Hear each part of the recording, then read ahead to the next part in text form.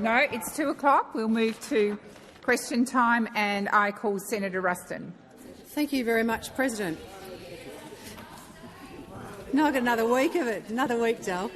My question is to the Minister representing the Prime Minister, Senator Farrell. Yesterday, the Senate exercised its power to extend question time to allow more scrutiny of this government. Reports suggest that the government intends to retaliate by stripping opposition committee deputy chair positions in the other place. Does the government seriously believe it has the right to punish senators for voting to strengthen accountability in this parliament? And will the Prime Minister immediately rule out these petty, vindictive threats? Order.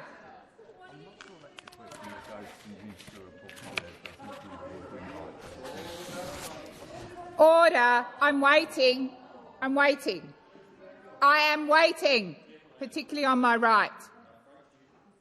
Senator Patterson, seriously, Minister Gallagher, I am advised, Minister Farrell, it does not go to your portfolio responsibilities, so I invite you to respond in whatever way you think is fit.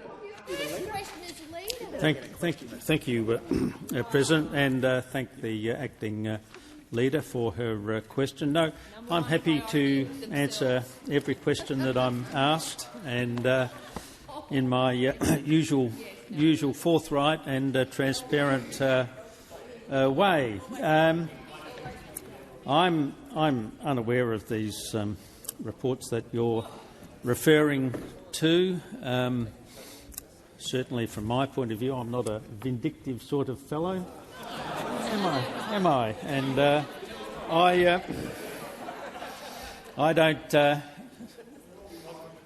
I certainly don't bear grudges. But I will make this observation, Senator Ruston, that if the coalition seriously intend to be a party of government ever again, I don't know whether that is in your contemplation, but there has to be a degree of maturity and common sense in the coalition, in the way in which they approach the way in which this chamber is governed, and to Senator Ruston. Thank you very much, President. On a point of order on direct relevance, I simply asked the President— No, Senator Ruston, I explained at the beginning of the question that it was outside of the minister's portfolio areas and he was fit to answer it in any way that he saw fit, so there is no point of order. We're not seeking clarification. This is question time. You've put your question. I've ruled on it, and the minister is answering. I sought advice from the clerk, and it's not his. I'm not in a debate with you, Senator Ruston. I made it very clear at the outset that the question was outside the portfolio area. I have made that assessment on previously. Senator McGrath, come to order. Senator McKenzie, come to order. You need to withdraw that, Senator McKenzie. I withdraw. Thank you. Minister Farrell, I invite you to continue. Look, I am a little bit mystified by Senator Ruston's point of order, given that I've offered to answer the question and answering it in the only way I can, which is an honest answer as to in response to your question. But the point I'm trying to make to the coalition and to all of your colleagues, I know there's a degree of division within your groups, and I read about a lot of that. Minister Farrell, the time for answering has expired. Senator Ruston, first supplementary. Thank you, President. Under our system of responsible government, the executive is accountable to the parliament. The government doesn't get to dictate to the Senate how it conducts its business. Why is the government so afraid of answering questions and so determined to keep Australians in the dark about how you operate? Thank you, Senator Ruston. Minister Farrell. President, and thank you. Order. Thank you, Senator Ruston, for your first supplementary question. We're here to answer the questions. I answered your first question. I answered your first question very, very directly, and I'll repeat the message I'm trying to give. I'll repeat the message that one of these days, maybe you'll be back into government, and you will understand just how important it is for the opposition to act in a responsible way, and to engage in cheap tricks with Senator Pocock is not the way in which it is not the way you are going to regain the trust of the Australian people. You're not going to get back. You're not going to get back into responsible government if you behave in this fashion. Thank you, Mr Farrell. Senator Ruston, second supplementary. I seek leave to table Senator Wong's speech to this parliament on this very matter. Is leave granted? Is leave granted? Well, I'm happy for the leader to speak. Order. I've asked the chamber if leave is granted. Courtesies that exist across this chamber are exercised, which is to give notice of what you want to table. Order. Senator Ruston, I believe that the government is having a look at that document and we'll come back to that. Senator Ruston. Thank you. The Centre for Public Integrity report card released this week assessed the Albanese government's transparency and accountability as woefully inadequate. Don't these extraordinary threats of reprisal prove that the Centre for Public Integrity's damning assessment of the government's secrecy and lack of accountability is correct? Senator Ruston. Minister Farrell. President, and thank Senator Ruston for her second supplementary question. Look, I don't accept the assessment that's been made about the transparency of this government. Can I just give you one example in my own portfolio area where I sat down with the opposition and other parties in the course of the last parliament to make some changes to the electoral laws in this country, and it's Senator McGrath, it is absolutely relevant because at the next election, for the first time, when Australians go into the to vote, they will know exactly who has made a contribution to the candidate that they're contemplating voting for the first time in our history. And not only that.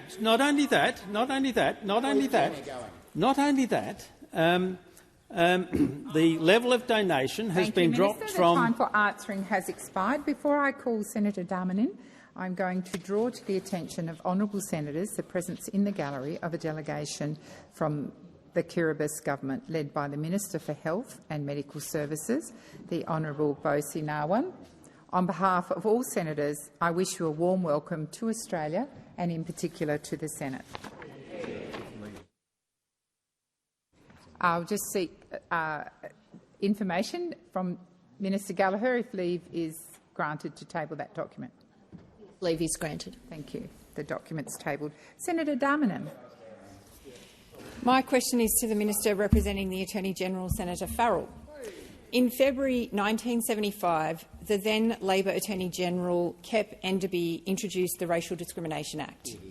The Act passed in June 1975, and tomorrow, Friday 31st of October 2025, marks the 50th anniversary of the commencement of the Act. As Australia's first piece of Commonwealth anti-discrimination legislation and the first to prohibit racial discrimination, how significant is this anniversary? Minister Farrell. President, and can I thank the Senator for that very important question and the great work that she does on behalf of her constituents in that great state of Victoria. But the passage of the Racial Discrimination Act was a historic step, for the first time making racial discrimination unlawful in Australia through federal legislation. Back then, the White Australia policy had only recently been rightly completely abolished by the Whitlam government in 1973, removing race as a determining factor for immigration decisions. The establishment of the Racial Discrimination Act created a right that had not previously existed in common law. That is the right not to be discriminated against on the grounds of race. The Act contains both a general provision making racial discrimination unlawful under Section 9 and specific protections in areas including employment, the provision of goods, housing and accommodation. The Act also provides the template for the states and the territories to follow, all of whom have since enacted their own anti-discrimination laws. For the past 50 years, the Racial Discrimination Act has provided a standard for which we can aspire, and where all members of our community are treated respectfully, without distinction to race, colour, descent or nationality. As Prime Minister Whitlam said in the statement on the proclamation of the Act, the purpose of the Racial Discrimination Act is to set standards for the future and build a climate of maturity, of goodwill, of cooperation and understanding at all levels of society. Thank you, Minister. Senator Darmanin, first supplementary. Thank you, Minister. A very significant reform and wonderful to see it reach 50 years.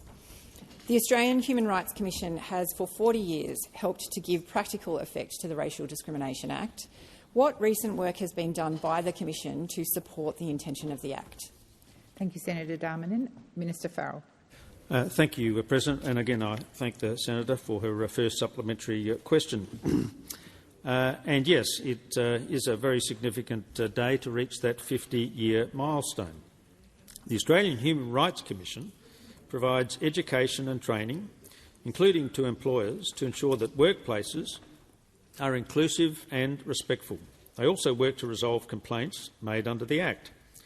In the 5 years to 2024, the Commission received over 2,200 complaints under the Act, which account for about 14% of total complaints. In October 2022, the government provided $7.5 million to the Commission to develop the National Anti-Racism Strategy to tackle racism and promote racial equality in Australia. The Commission has also helped to deliver the Racism It Stops With Me campaign, which has helped build community understanding into racism in Australia. Thank you, Minister. The time for answering has expired. Senator Darmanin, second supplementary. The Australian Labor Party is very proud of our record in introducing and defending the Racial Discrimination Act. How is the Racial Discrimination Act still ensuring that Australians who may experience racism are protected under this important federal law? Thank you, Senator Darmanin. Minister Farrell. Thank you, President, and thank the Senator for her second supplementary question. As the Senator has said, the Australian Labor Party is proud of our record of introducing and defending the Racial Discrimination Act. Unfortunately, there are still some people in our society who want the right to discriminate enshrined in our laws and call for the repeal of Section 18C of the Racial Discrimination Act. To remind senators who are not aware of these provisions, Section 18C makes it unlawful to offend, insult, humiliate or intimidate another person because of their race, colour or national or ethnic origin of the other person. The Australian Labor Party has always understood and defended the importance of Section 18C of the Racial Discrimination Act. Thank you, Minister. Senator McKenzie. Thank you, Madam President. My question is to the Minister representing the Prime Minister, Senator Farrell. Yesterday, this chamber responded to the government's continued refusal to comply with orders of this chamber and, in addition, its failure to deliver on a commitment made by Senator Gallagher to this chamber to release a document that is now 2 years old. It was a constructive and proportionate response seeking to get answers from a government determined to give no answers. Minister, can you confirm that the government respects and understands the resolutions and decisions of this chamber? Order. Order. Order on my right. Order on my right. Senator Watt. Order. Order. Order across the chamber. I'm waiting for order. Senator Farrell. Thank you, President, and thank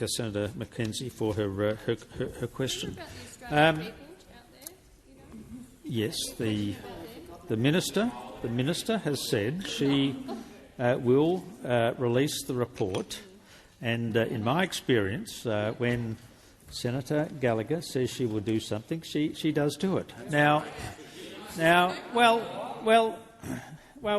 one day, if you ever get back into government, Senator, you may understand that sometimes things, if you want to get them right, and I know so many times in government you got things wrong because you rushed them. We like to get things right. Two things about this government. We're an action government. When we see a problem, we go in and we fix it. But secondly, when we fix a problem, we make sure we do it correctly. And we take the time. We take the time to get it right. Now, I know that's a difficult concept for the coalition to understand, the idea of getting something right in terms of policy terms. But I make the point. Senator Gallagher has already said this document will be released at the appropriate time, and it will be released when the appropriate consideration has been undertaken. And when we release it, and we make the responses, and when we release it, Minister, it'll the time be correct. for answering has expired. Senator, I'm waiting for order. Senator Mackenzie, first supplementary. Minister, the independence of this chamber, of which you are a member, is protected in law, in the Constitution and by centuries of parliamentary convention.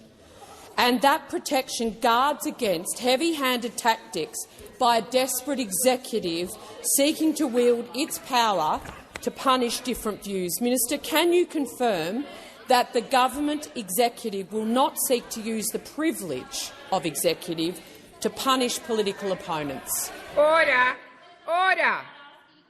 Minister Gallagher. Minister Farrell. Minister Farrell, I've called you. Thank you. Thank you, President, and thank Senator Mackenzie for her first supplementary question. I don't think there's been any government or any Prime Minister of this country who's been more receptive and cooperative with members of the Parliament and the members of the opposition, or for that matter, the crossbench. And no, I'm certainly not, Senator. I'm not embarrassed by that because it's the truth.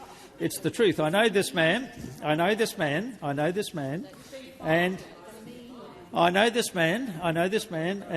he. Well, in fact, from that point of view, Senator Mackenzie, I know him better than most. But we're a transparent government. I've spoken in my previous question that you asked me about many of the things that we've done on the transparency space. Thank you, Minister. The time for answering has expired.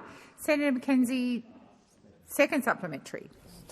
Minister, the opposition has been made aware that the government does intend to take retaliatory action as a result of its decision to vote in favour of transparency.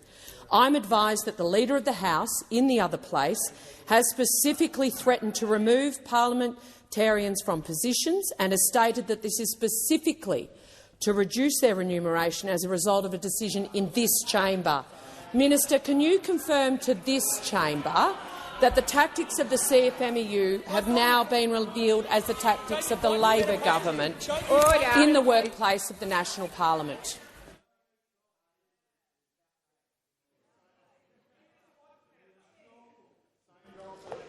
Order.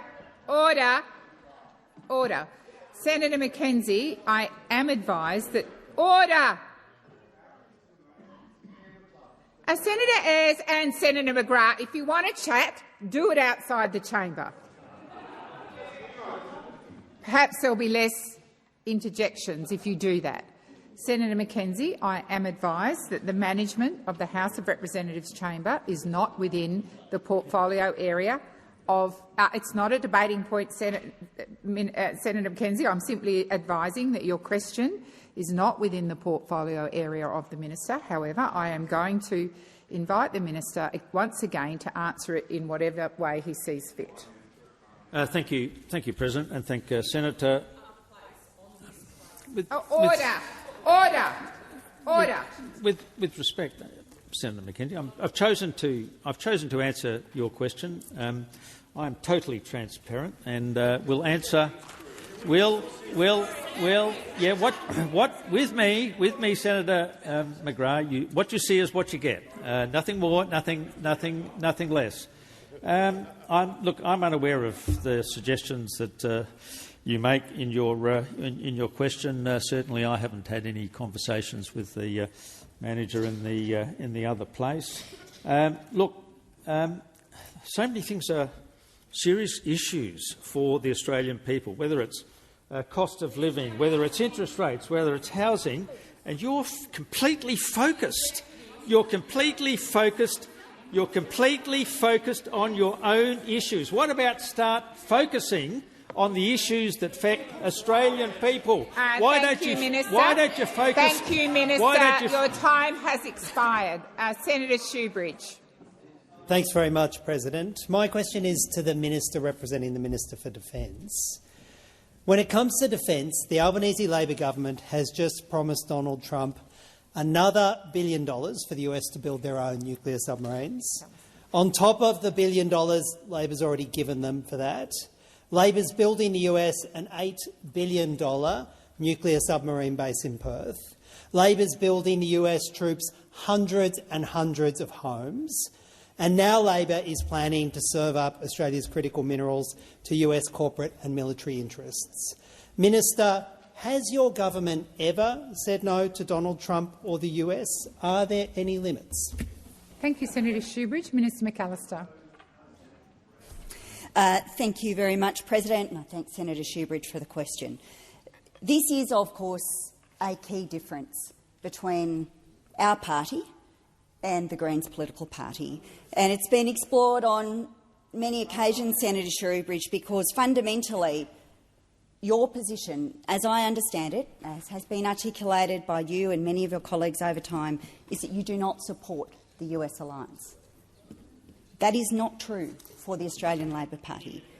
We consider that the relationship with the United States is of great significance to our national security. It's a relationship that is long and is deep and is multidimensional.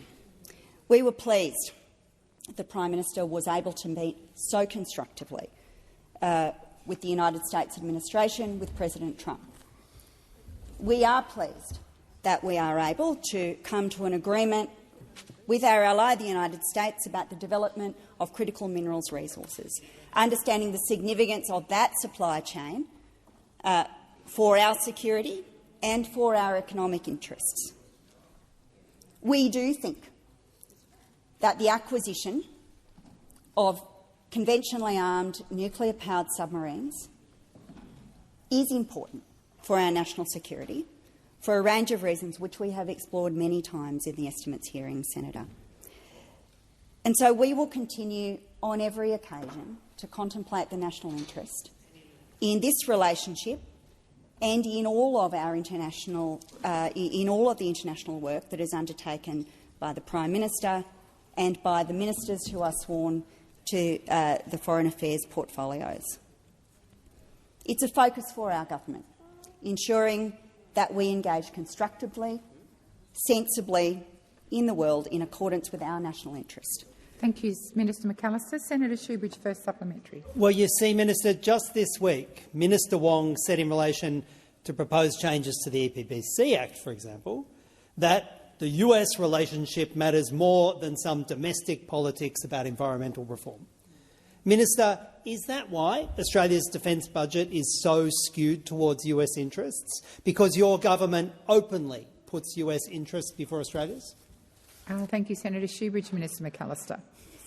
Thanks, President.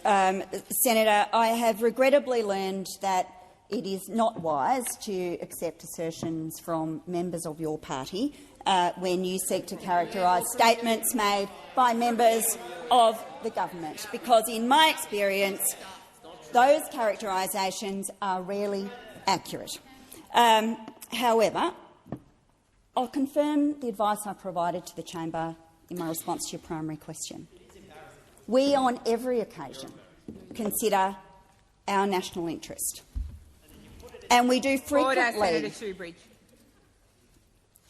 We do frequently make the point that when it comes to the relationships that we are pursuing with other governments in our national interest, from time to time, responsible political organisations might also wish to consider the national interest before seeking to weaponise relationships that we seek to establish with others. The time for answering has expired. Senator Shoebridge, second supplementary. Thanks, President. You see, when Minister Wong was standing right there earlier this week, she also said this: one of the rules of politics is that you try not to play the US relationship into your domestic politics. Now, Minister, is that the reason you won't give a straight answer on how much Labor is planning to give the US under AUKUS, because of this rule? Thank you, Senator Shoebridge. Minister McAllister. Thank you, President. Senator, the point that I would make, and again, I don't accept the characterisation of Senator Wong's contribution, but the point that I would make about the way we approach foreign affairs and our international relationships is that we consider our national interest. Now, in the time I've been in this chamber, I struggle to recall an occasion when the Greens political party actually accepted that any of the national security threats or challenges that have been brought into this chamber were real. I struggle to recall an occasion when any of you accepted that the measures that have been contemplated by this chamber were necessary in relation to national security questions. Minister McAllister. Senator Shoebridge. President, it's a question of relevance. My question was about this rule, the rule that Senator Wong referenced earlier this week, not about the Greens political party. Thank you, Senator Shoebridge. The minister is being relevant to the question, and I'll listen carefully to the next 6 seconds. Minister McAllister. I can sum it up this way, Senator Shoebridge. We will always put the national interest before petty party electoral interests, which is very different to your approach. The time for answering has expired. Senator Polley. President, my question is to the Minister for Women, Senator Gallagher. Minister, the Domestic Family and Sexual Violence Commissioner's yearly report was tabled in Parliament today. The Commissioner makes clear in her report that while Australia has made significant progress through record investment, new programs and a strong national plan to end violence against women and children, domestic, family and sexual violence remains a national problem. Could the Minister outline the key findings of the Commissioner's report and how the report will inform the next phase of the national plan to ensure we deliver measurable and real change for women and children in this country?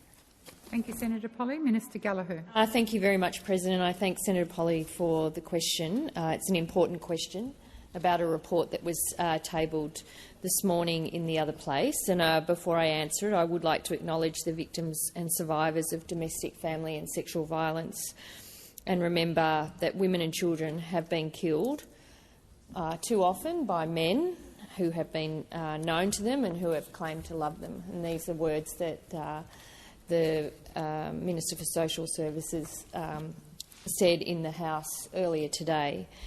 But we do thank Commissioner Cronin, her team and the Lived Experience Advisory Council for their thorough and thoughtful work on the yearly report and for their ongoing advice to government.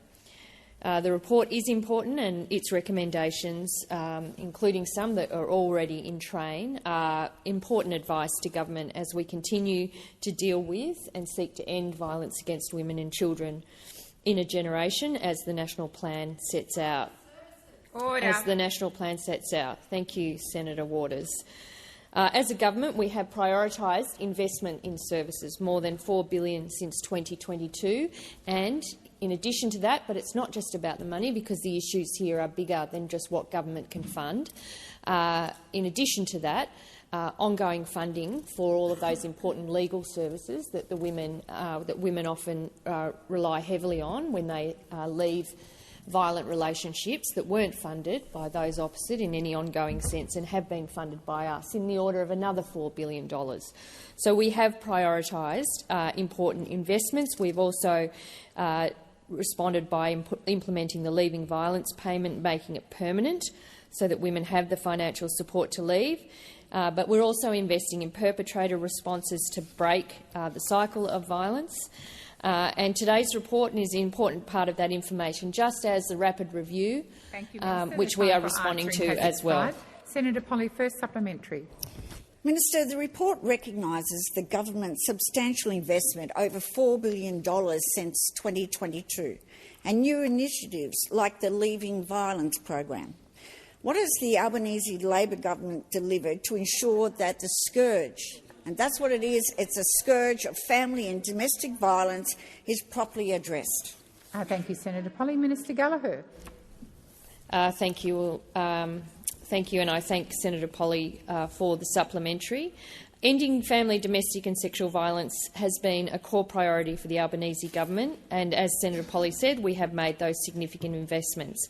We've invested more than any Australian government ever in frontline services, preventative programs, behaviour change and programs for children who have experienced violence.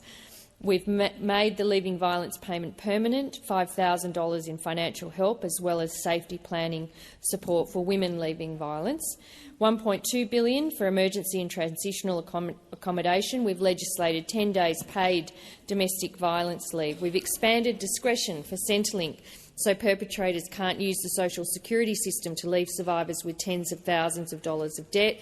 And we're currently doing an audit of key Commonwealth systems to ensure that they aren't being weaponised by perpetrators of abuse. There is more to do, but this government has a number of measures underway to do what we can to end violence against women and children. Senator Polley, second supplementary. Looking ahead, the report calls for transformational action, especially through the development of the next action plan, stronger accountability and a focus on priority groups including children, First Nations communities and emerging challenges such as technology-facilitated abuse. What further steps will the Albanese Labor government take to continue to deliver this really important reform? Thank you, Senator Polley. Minister Gallagher. Thank you, President. I thank Senator Polley for this supplementary and acknowledge all of the work she's done in advocating for support for programs in the state of Tasmania when it comes to ending violence against women and children. The Commission's report points to the development of the Second Action Plan as a crucial moment to align efforts to new evidence and changing contexts.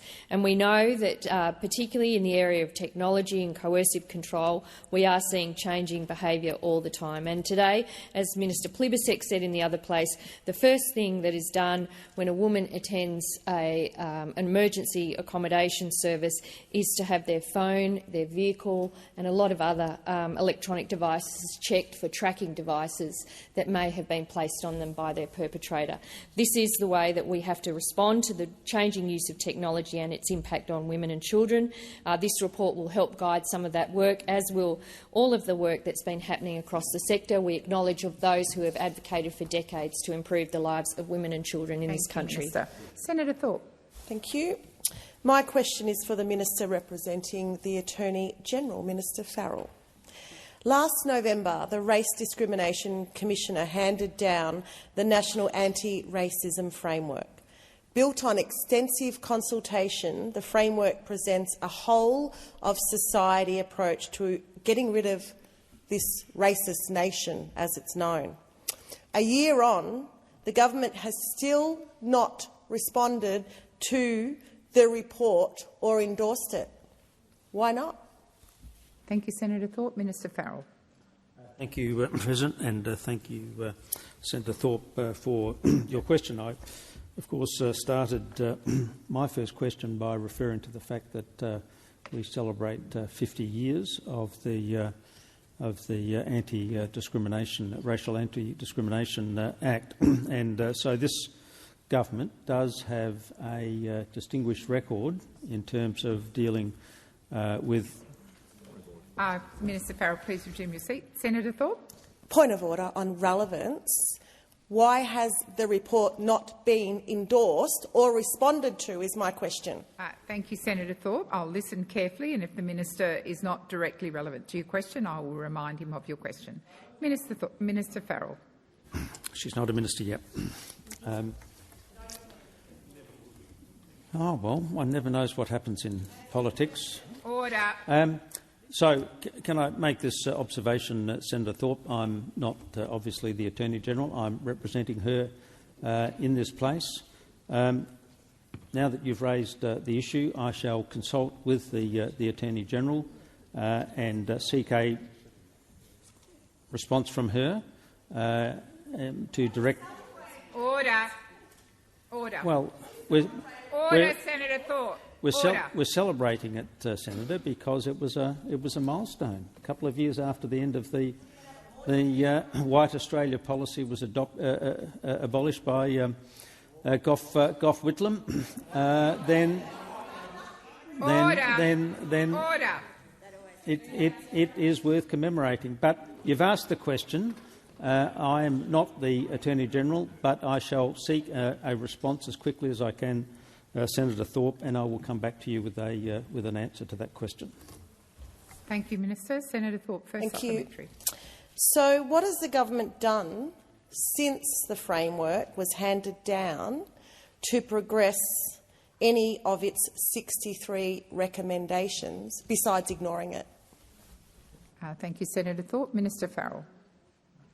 Thank you, President, and thank you, Senator Thorpe, for your first supplementary question. Look, I reject the suggestion that we're ignoring the report.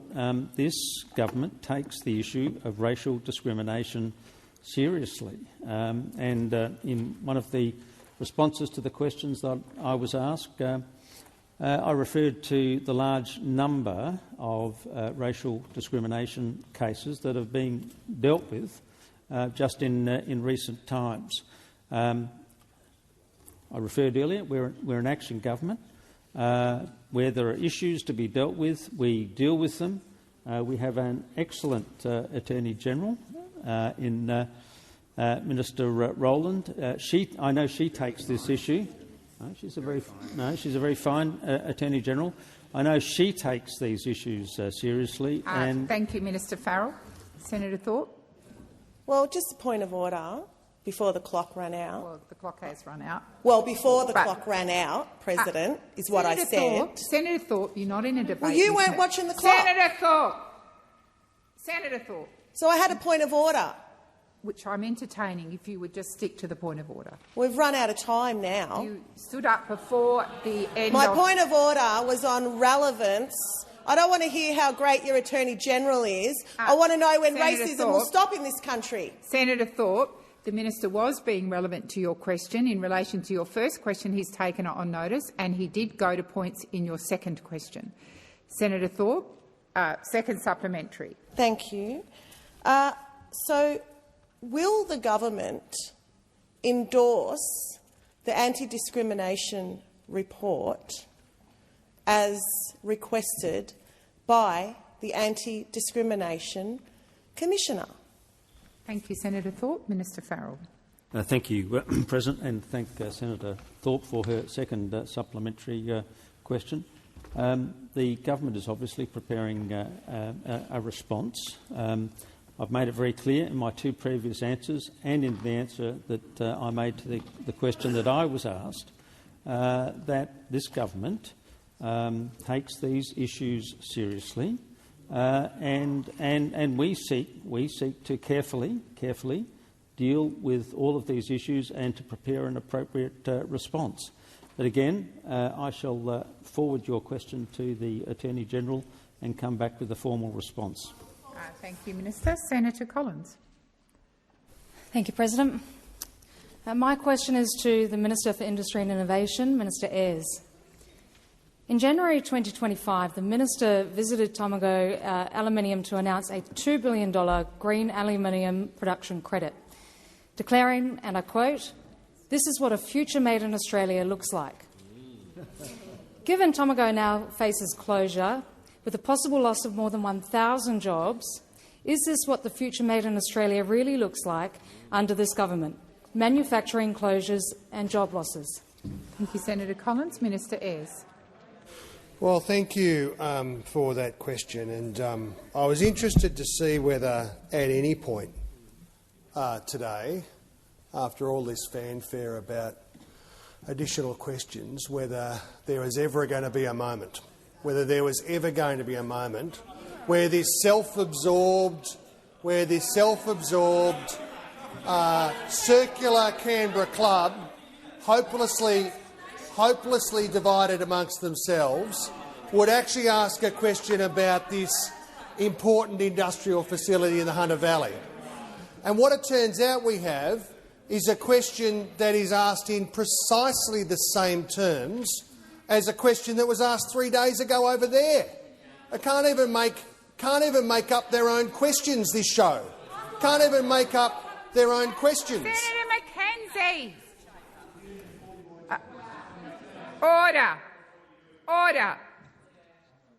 Senator Ruston. President, on a matter of relevance, I was wondering whether you might direct the minister to answer the question.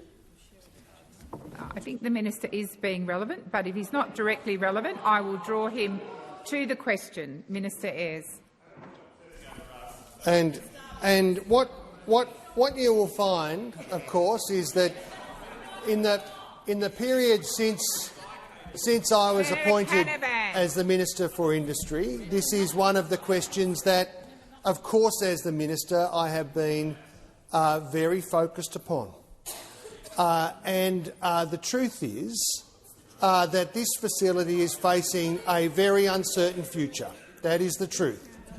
It is facing markets that are very challenging because of over-subsidisation and overcapacity in certain markets, particularly in China, tariff responses from economies around the world, not just the United States. It is facing a series of energy challenges, largely brought upon, I have to say, by 10 years of inaction on the energy front, which means that there is less supply than there could have been. Thank we'll you, see Minister if the next Ayres. question's original. Order. Order. Order. Senator Mackenzie, first supplementary. I beg your pardon, Senator. Isn't it amazing that I think it's you, Senator Mackenzie, because your interjections are constant? My apologies, Senator Collins.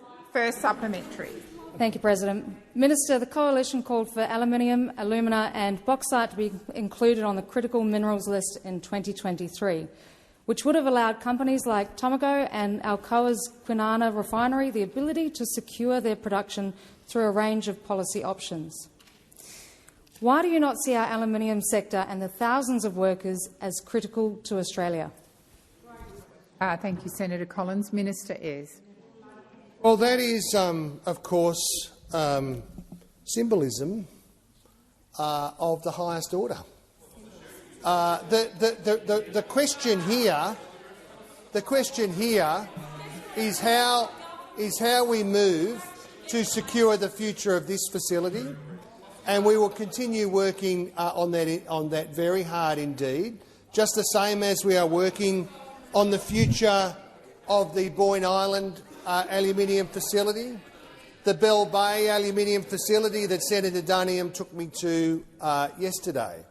All of these facilities are facing challenging circumstances. I don't mean he took me there literally, Senator Canavan, although I'm always up for a trip with Senator Duniam. This is going to require effort, and there has been no doubt about our capacity to intervene. Thank you, Minister. The time for answering has expired. Senator Collins, second supplementary. President. Minister, considering the abject failures of industry and resources policy under your government, how many more smelters, refineries or industrial facilities have to close before you take action? Minister Ayres.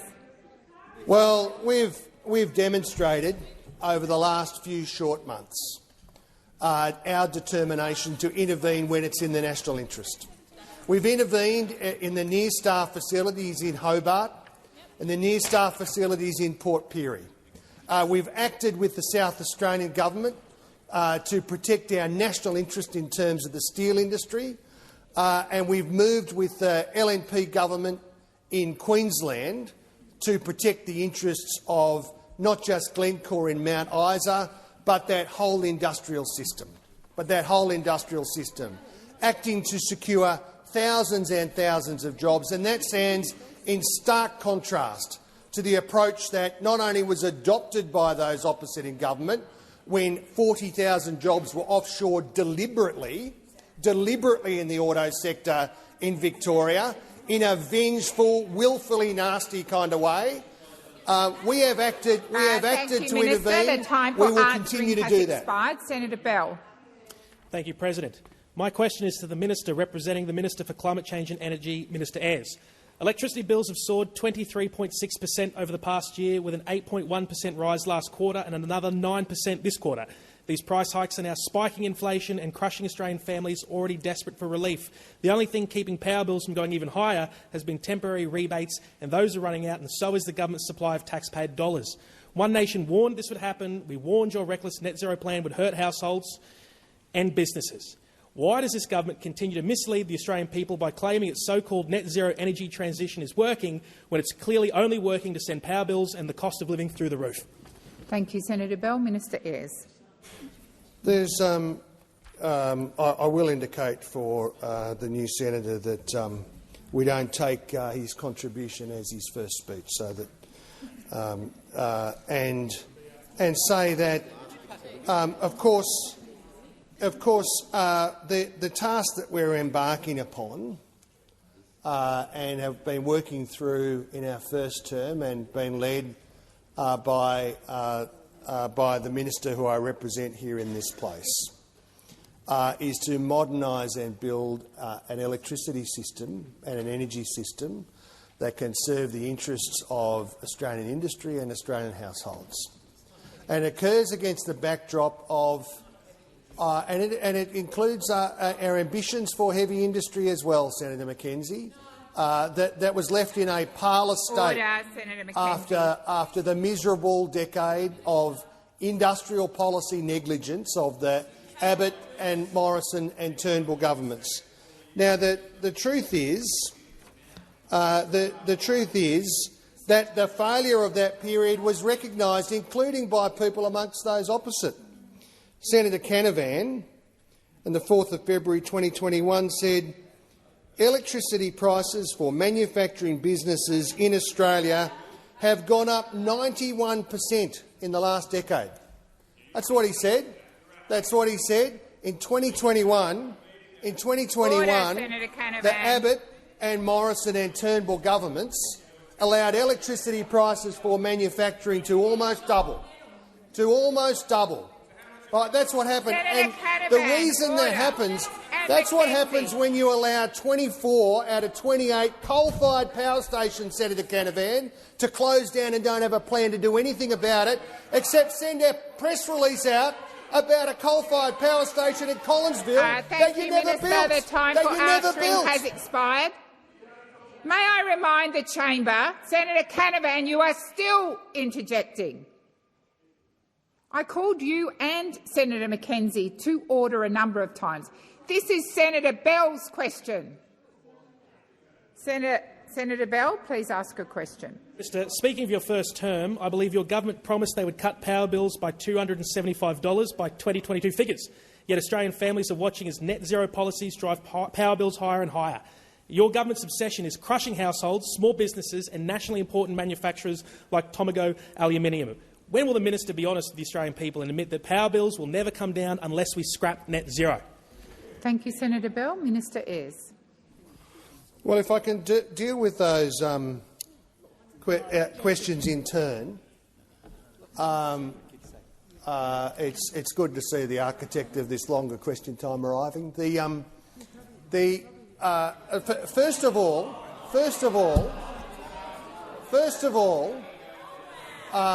Senator, there is nothing more calculated. There is nothing more calculated to deliver higher costs for industry or households. Minister Ayres, please resume your seat. Senator Pocock. So, President, just a point of order. I think there's some sort of standing order against talking about senators coming in and out of the chamber. I just duck to the toilet quickly.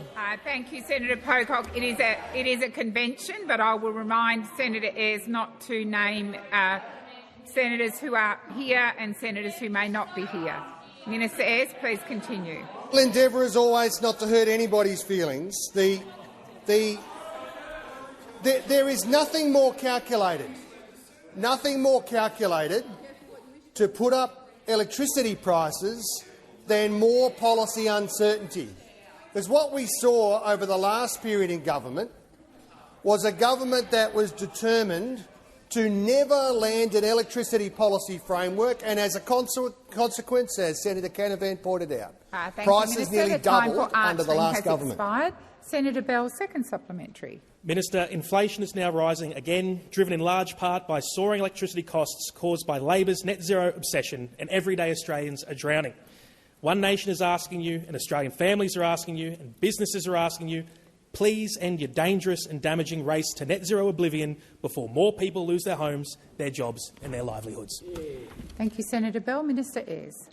I'm not sure there was a question in there, but I would just observe that it has been very interesting to watch over the last couple of days that some of the characters amongst One Nation and their adjoining— Senator Ayres, I'm assuming you are referring to elected officials, so please refer to them as senators, if that is indeed who you are referring to. President. And Senator Canavan himself has moved from complaining about net zero to proposing a solution. He's moved from that to actually it's positive. He's proposed that we should build some more coal-fired power stations. That's what he's proposed. He proposed that when the Morrison government was in government, it was called the Collinsville Power Station. I am going to draw you back to Senator Bell's question.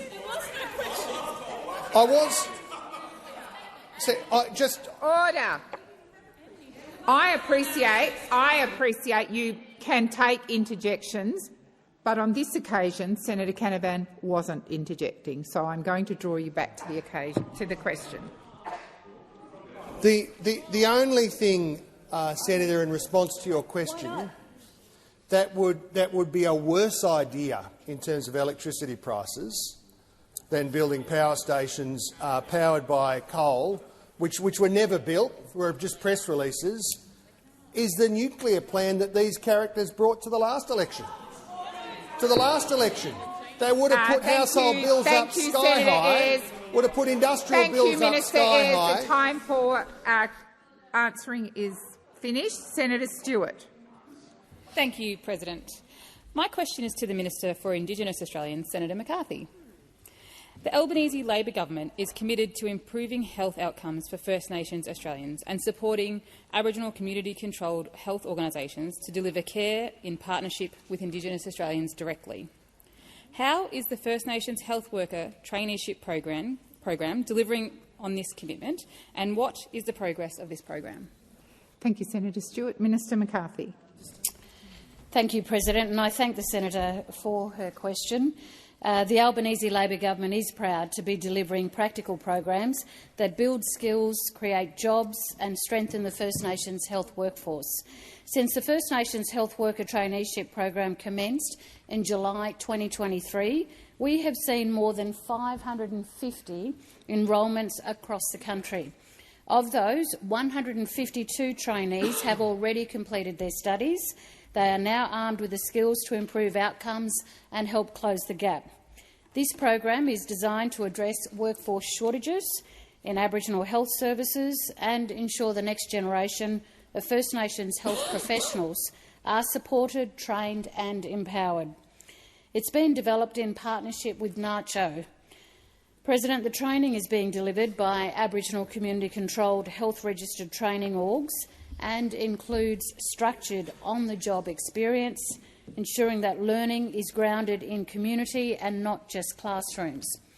And that investment is contributing to greater access to vital Medicare services across the country and ensures First Nations people have access to culturally appropriate and high-quality health care.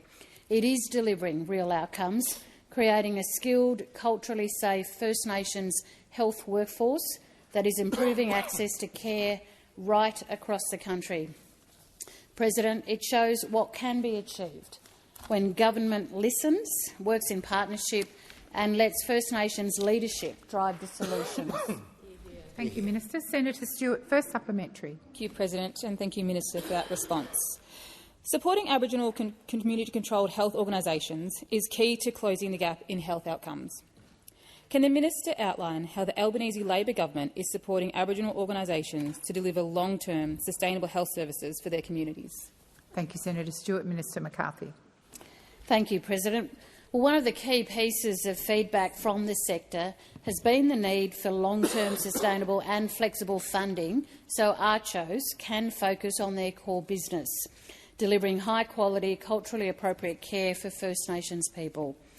And that's why from July 2024 we delivered an additional $300 million to implement rolling funding agreements for ACCHOs, bringing total funding under the Comprehensive Primary Healthcare Program to $2.7 billion over 4 years, providing certainty and flexibility for their operations. And this brings the government's total investment under the Indigenous Australians Health Program to $4.7 billion. We're also investing in modern health infrastructure, upgrading and expanding clinics in the areas of greatest need. And this includes $8.9 million from Murundi Aboriginal Community-Controlled Health Service in Murray Bridge and $1.5 million for Wuchopperen Health Service in Queensland. Senator Stewart, second supplementary. Thank you, President. Thank you, Minister. The Albanese Labor government's expansion of the bulk billing incentive to all Australians is part of the largest investment in Medicare ever. How will the Aboriginal community-controlled health organisations benefit from the government's new bulk billing incentive arrangements? Minister McCarthy. President, our reforms are strengthening both Medicare and the community-controlled sector. So from the 1st of November, ACCHOs will benefit directly from the expansion of bulk billing incentives and the new bulk billing practice incentive program. 129 ACCHOs currently participate in the practice incentives program. Each of these services will be financially better off under the new arrangements. Together, these ACCHOs will receive an additional $3.8 million a year through expanded bulk billing incentives and a further $8.8 million a year by joining the bulk billing practice incentive program. $12.6 million in total in additional support for ACCHOs each year, or almost $100,000 per organisation on average. And this will help ACCHOs, President, to continue providing affordable, culturally safe care for their communities. Thank you, Minister. Senator O'Sullivan. Thank you very much, President. My question is to the Minister representing the Minister for Infrastructure, Transport, Regional Development and Local Government, Senator McCarthy. Regional roads have been deteriorating under this government, which has cut the level of Commonwealth funding for regional roads from 80% down to 50% following the 2023 review of the infrastructure investment pipeline. Can the Minister explain why the government is threatening to cut speed limits to 70 kilometres per hour on country roads instead of just getting on with the job of fixing the roads? Fix the road. Thank you, Senator O'Sullivan. Minister McCarthy. Thank you, President. And I certainly don't accept the premise of the question, given that it is our government that is providing for roads across the country. That's right. In fact, if I may, the time that I took, especially in the Northern Territory, for example, when I drove out to Wadeye, the Port Keats Road, which we have invested $70 million into that road, and not once have I seen, you may wish to talk to your colleagues in the Northern Territory, not one area am I seeing that road is being completed. Our government is very much contributing the funding for roads right across Australia, But it does come down to, Senator, it does come down to the relationships with the leadership of each of those state and territory jurisdictions. Now, if you do take places like the Northern Territory, who need to be able to work and actually roll those roads out when we have provided the funding, I would suggest to you that talk to your colleagues up there to be able to assist us with that. But I will say this. Senator Mackenzie, lower your voice. Seriously. They're just not interested in roads, President. They're just not interested. Or the regions, for that matter. I'm a bit surprised at Senator Mackenzie. Got Senator O'Sullivan on his feet. Senator O'Sullivan. Yeah, thank you, President. On relevance, my question was about reducing the speed limits. The senator has not gone anywhere near reducing. Had a preamble, Senator O'Sullivan, that you may wish to check, which went to regional roads. The senator is being directly relevant, and if your colleagues don't intervene, perhaps I can listen more closely to the answer. Senator McCarthy.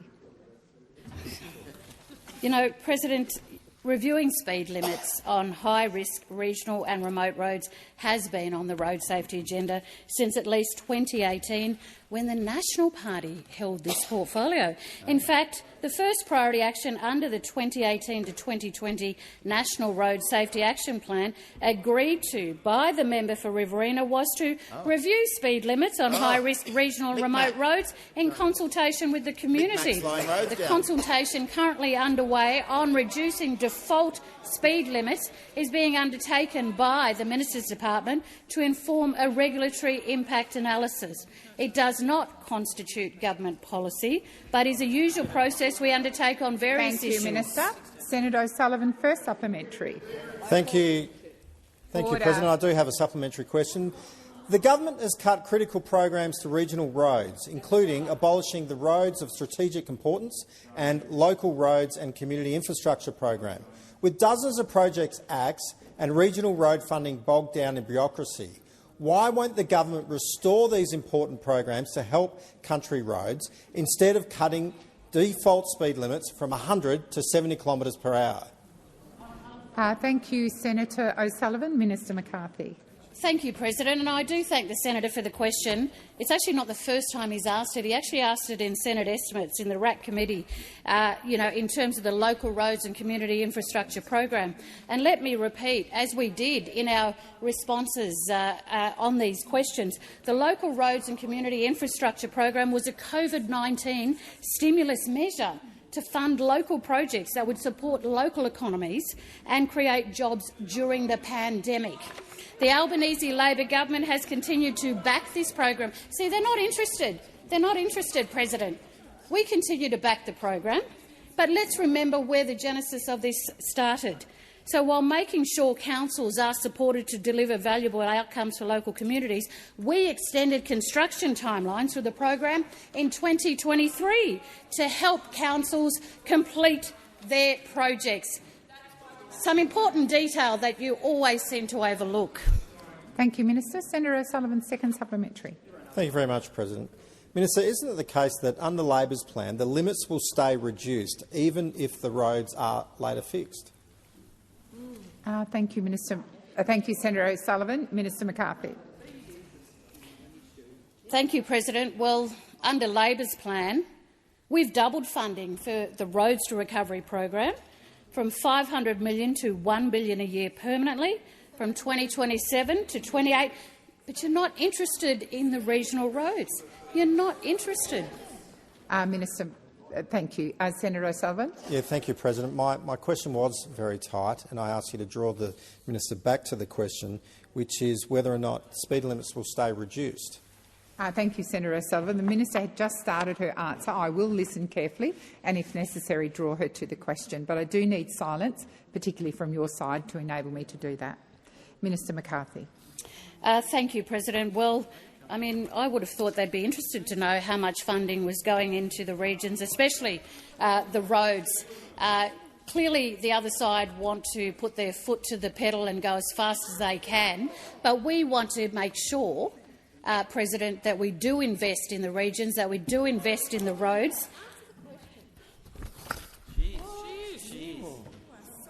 Please continue, Minister. Thank you for saying please, Senator Ruston. So rude. Haven't heard too much from you this week, so it's really important to hear from you right now, isn't it? So between 2024 to 25 and 2028 to 29, Labor is investing $4.4 billion in safer local roads through Roads to Recovery. Order across the chamber. I have received a list for the next lot of questions from the government. I am assuming it has been negotiated across the chamber. So with that in mind, and that is the only piece of information I can add, I will call Senator Faruqi. President, my question is to Minister Watt. Minister, on Tuesday we woke up to distressing images of a humpback whale, a species protected under federal and state laws, killed in a shark net off the coast of New South Wales. Whales, dolphins, rays, turtles, dugongs and endangered shark species are getting entangled almost daily in New South Wales and Queensland by these indiscriminate nets of death. While a shark net was killing that whale in New South Wales, dozens of bull sharks were feeding in the shallows at Snapper Rocks in Queensland inside the shark nets and drum lines. This irony proves again that shark nets are not a safety barrier. Minister, have you seen these awful images, and what have you got to say to Australians, and indeed many around the world, who are distressed and angry at this state-sanctioned animal cruelty? Thank you, Senator Faruqi. Minister Watt. Thanks, President, and thanks, Senator Faruqi. And I welcome a question from the Greens political party about the need for environmental law reform. My one suggestion for you is join with the government and pass environmental law reforms. Senator Faruqi, first supplementary. Order. Senator McKim, order. Order. I remind the chamber that this motion was agreed by the chamber yesterday. I am not entertaining interjections. I have called Senator Faruqi. I expect her to be able to give her question without interjections. Senator Faruqi. Thank you, President. There was just another example of what a farce this question time has become. Minister, order. Because we want you to answer the questions. Senator Faruqi, please resume your seat. Order across the chamber, particularly on my right. I just finished saying that Senator Faruqi has the right to be heard in silence. Order. Senator McKenzie. Senator McKenzie, I've had to call you to order for the first 10 lot of questions. I'd like some silence, particularly from you, but particularly from my right. Senator Faruqi, please continue. Thank you, President. Perhaps for once you can try and answer the question. Minister, New South Wales and Queensland shark cull programs are enabled by a federal exemption. Will you today commit to ending this 86-year-old failed policy that doesn't keep our oceans safe for humans or for precious marine life? Thank you, Senator Faruqi. Minister Watt. Thanks, President. Well, Senator Faruqi, I find it rather ironic that you're complaining about question time, given you supported the coalition as part of the coalition to make sure that question time continues to be happening. I mean, it's your choice that we're here. As I say, we have today introduced a bill to the House of Representatives to reform Australia's environmental law, and I invite you to work with the government to get it passed. Thank you, Minister Watt. Senator Faruqi, second supplementary. Minister, at the most recent estimates, the Greens discovered that the Queensland government is in discussions with the Federal Environment Department about expanding its shark cull program. This, of course, requires federal approval. Will you at least today rule out allowing this to happen? Will you do your job as the Environment Minister and protect whales and other marine life? Because you are a failure at your job. Senator Faruqi, withdraw. I withdraw. Thank you. Minister Watt. Well, I always appreciate a bit of free character assessment from the Greens political party, who, of course, spent 3 years opposing environmental law reform and housing reform and lost almost every seat they held in the House of Representatives. So continue that approach, and we'll get the last one that you've got, and then we'll take some Senate spots as well. Senator Hume. Thank you, Madam President. My question is to Senator Hume. Please resume. Order. I've given the. May I remind the Senate This is a motion you voted for. I said at the outset there is to be silence. Senator Smith, resume your seat. I've already called Senator Hume. Senator Hanson-Young, you may leave the chamber if you can't stop interjecting. Senator Hume. Thank you, Madam President. My question is to the Minister representing the Treasurer, Senator Gallagher. Minister, on Monday, the Treasurer said that he would not be watering down the superannuation performance test and that he takes his responsibilities as a Labor Treasurer seriously as the custodian of super. Yet last night, the Treasurer confirmed that he would be pushing ahead with changes to the superannuation performance test to ensure the nation's retirement savings were available to invest in Labor's political priorities. So, Minister, which is true? Will you guarantee that the performance test will not be watered down, or will you be interfering in super rules that have worked so well to tap Australians' hard-earned retirement savings for Labor's election commitments?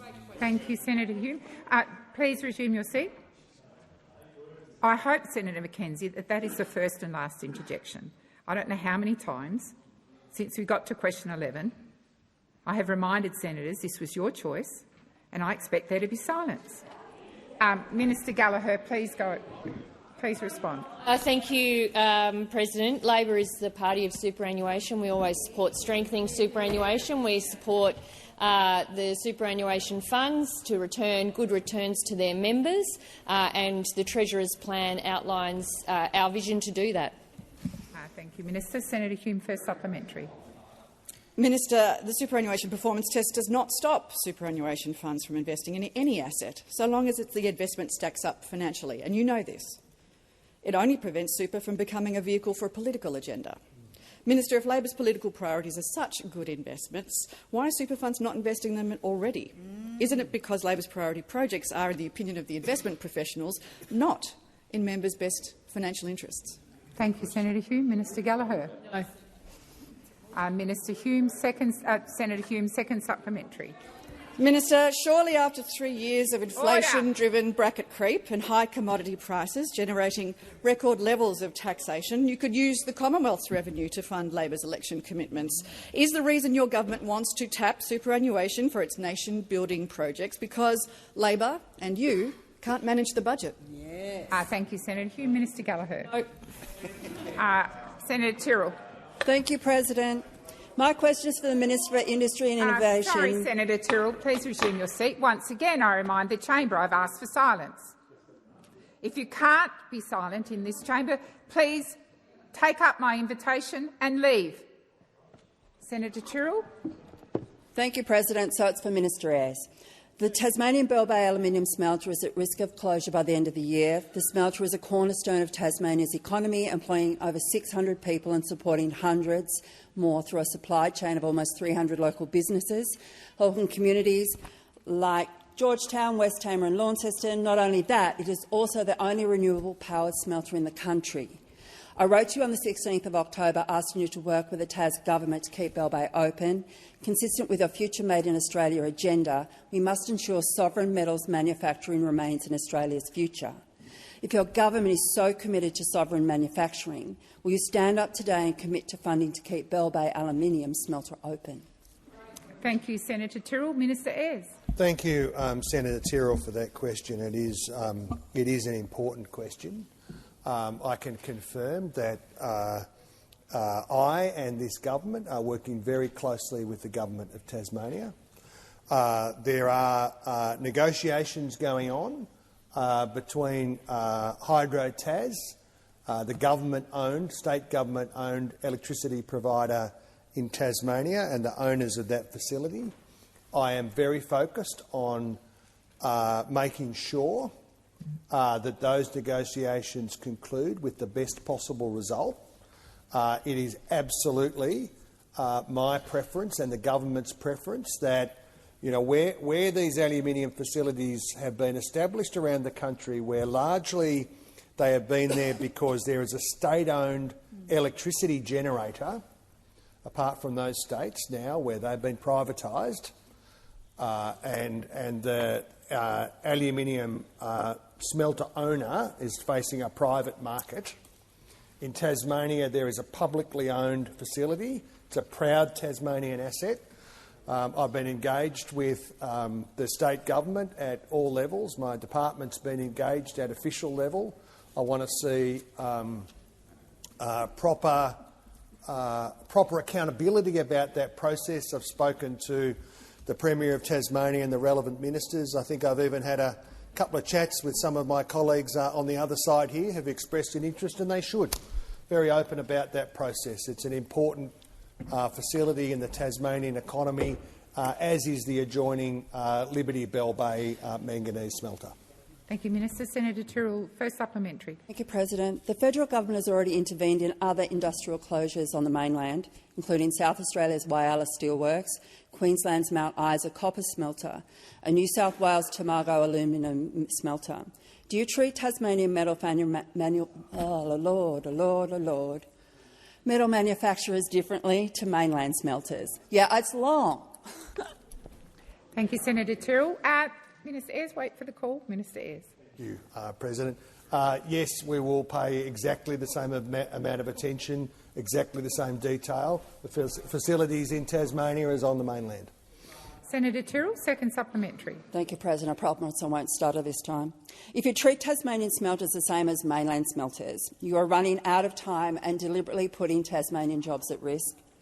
As a party meant to support the workers, you are choosing to toy with their job security.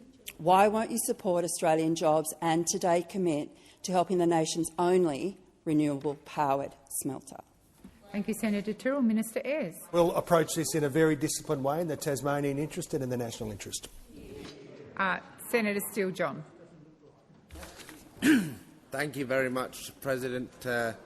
My question is to the Minister representing the Minister for Health, Disability and Ageing. Minister, people across the country are struggling to access affordable health care right now. Out-of-pocket costs are continuing to rise at community health care centres, including CoHealth in Victoria, are closing their doors. Minister, why are community health care centres closing under state, Labor and federal governments? Thank you, Senator Steele-John. Minister McAllister. Thanks very much, President, and thank you, Senator Steele-John, for the question, because I'm actually very pleased to speak about the approach that this government is taking to restoring the strength and the availability of Medicare-funded services, because I think, as everyone in this chamber will understand, it was a key focus for us in the last term of government, and it is an even bigger focus for us this time. You asked about the decision by CoHealth, and this decision we consider deeply disappointing. It seems that CoHealth have got themselves into a difficult financial situation. That is very concerning, especially for the local community that they serve. The finance, the governance of CoHealth is the responsibility of that board, and I am disappointed that they find themselves in this position, and I understand that we have requested that the board reconsider its position. But more broadly, Senator, of course we intend to invest in Medicare. Of course the $8.5 billion package we are bringing forward will make a difference, and it will be a focus for this government each and every day. Senator Steele-John, first supplementary. Thank you, President. Many in our community need longer appointments to get wraparound care for complex health conditions, yet the government refuses to lift rebates to support this model of care. Minister, when will your government listen to GPs and lift the rebate for longer consultations? Thank you, Senator Steele-John. Minister McAllister. Thanks very much, President. Well, of course, the government is making very substantial investments to increase the availability of Medicare, bulk billed services. These investments, in fact, commence on the 1st of November, and we expect to see a significant increase in the availability of bulk billed services in that time. Senator Steele-John, second supplementary. Thank you, President. Many in the community will find that kind of response frustrating, given that we know that longer consultations are the reality of what is required from so many general practitioners, particularly for mental health consultations, which are the overwhelming majority of consults done by GPs now? Will Labor commit to properly funding community healthcare centres like CoHealth in Victoria so that they can continue to provide the care that is needed? John, the time for asking has expired. Minister McAllister. Thank you, President, and thank you, Senator. As I indicated in my response to your primary question, increasing the availability of bulk billed services and improving the access of Australians to universal health care is a core focus for this government. And very important initiatives commence on the 1st of November. Senator Smith. Yes, President. I seek leave to ask a question on behalf of South Australians regarding the Albanese Labor government's historic women's health package. Is leave granted? Leave is not granted. Well, then, Senator President, Smith. I move that so much of the order of the Senate agreed to yesterday concerning arrangements for question time be suspended, as would prevent me asking a question on behalf of the South Australian people that I represent. Order. Order. Order.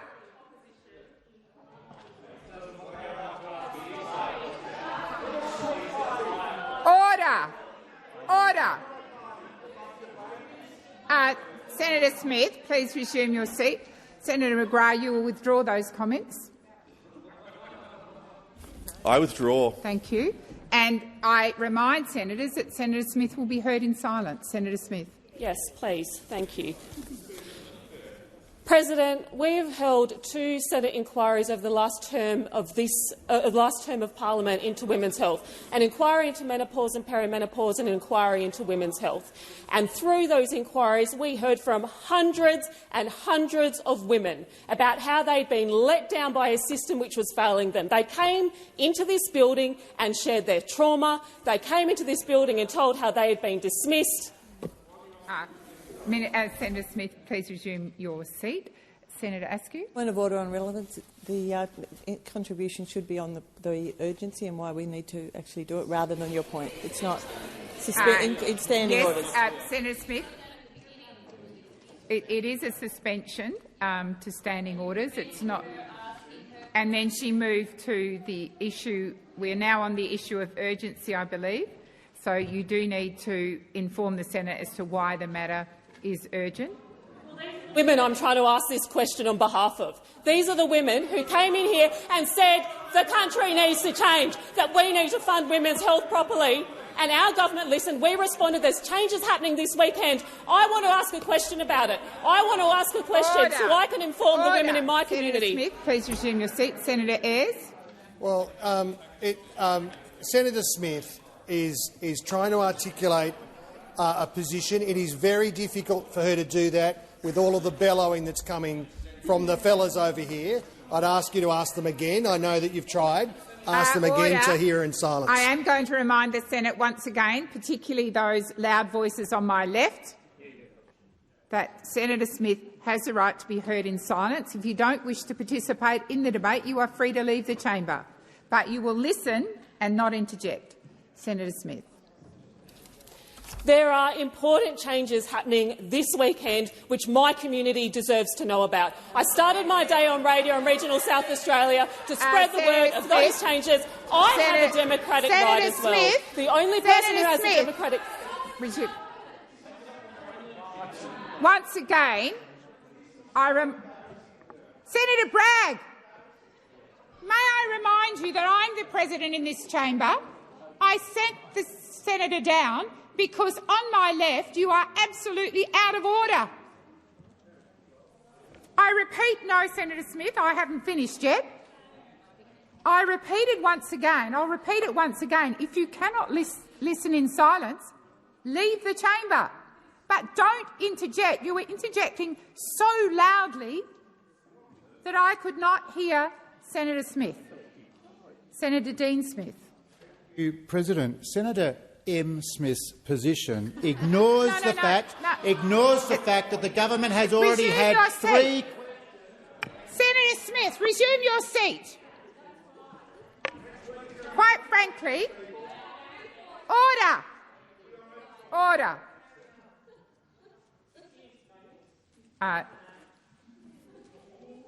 Senator Smith, I am going to remind you need to talk about why the matter is urgent. Please continue. Well, President, it's urgent because there are 19 non-executive members of this chamber who are now having their right to ask questions in this place curtailed. It's 19 members of this chamber who have come in here today asking questions of the utmost seriousness, asking questions on the Racial Discrimination Act, asking questions on... Senator Smith. Once again, I'm going to call you to order. Order on both sides of the chamber. Order. Well, Senator Mackenzie, quite frankly, I wish you'd take your own advice on that interjection. Minister Watt.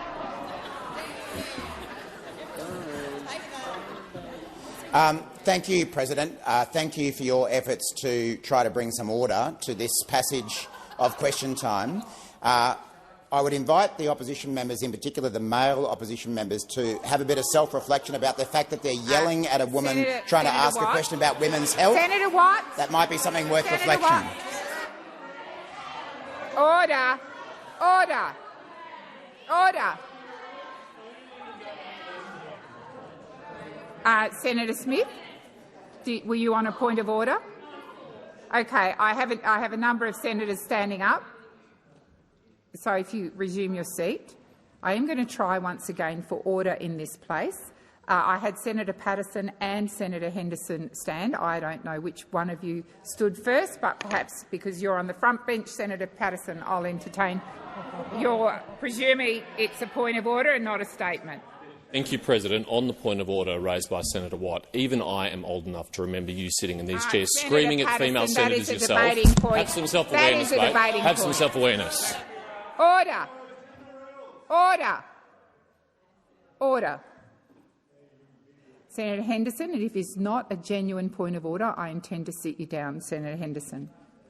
Thank you very much, Madam President. On the point of order, I would ask that you would ask Senator Watt to withdraw the unparliamentary reflection on male senators on this side of the House. It is most inappropriate to reflect in this way, and I think it's in good grace and good faith he should withdraw that terrible comment. Thank you, Senator Henderson. Senator Watt, I invite you to withdraw. Thank you. There does need to be silence. There does need to be silence. Order. Order. Senator Watt? No. Order. Senator Smith. Thank you, President.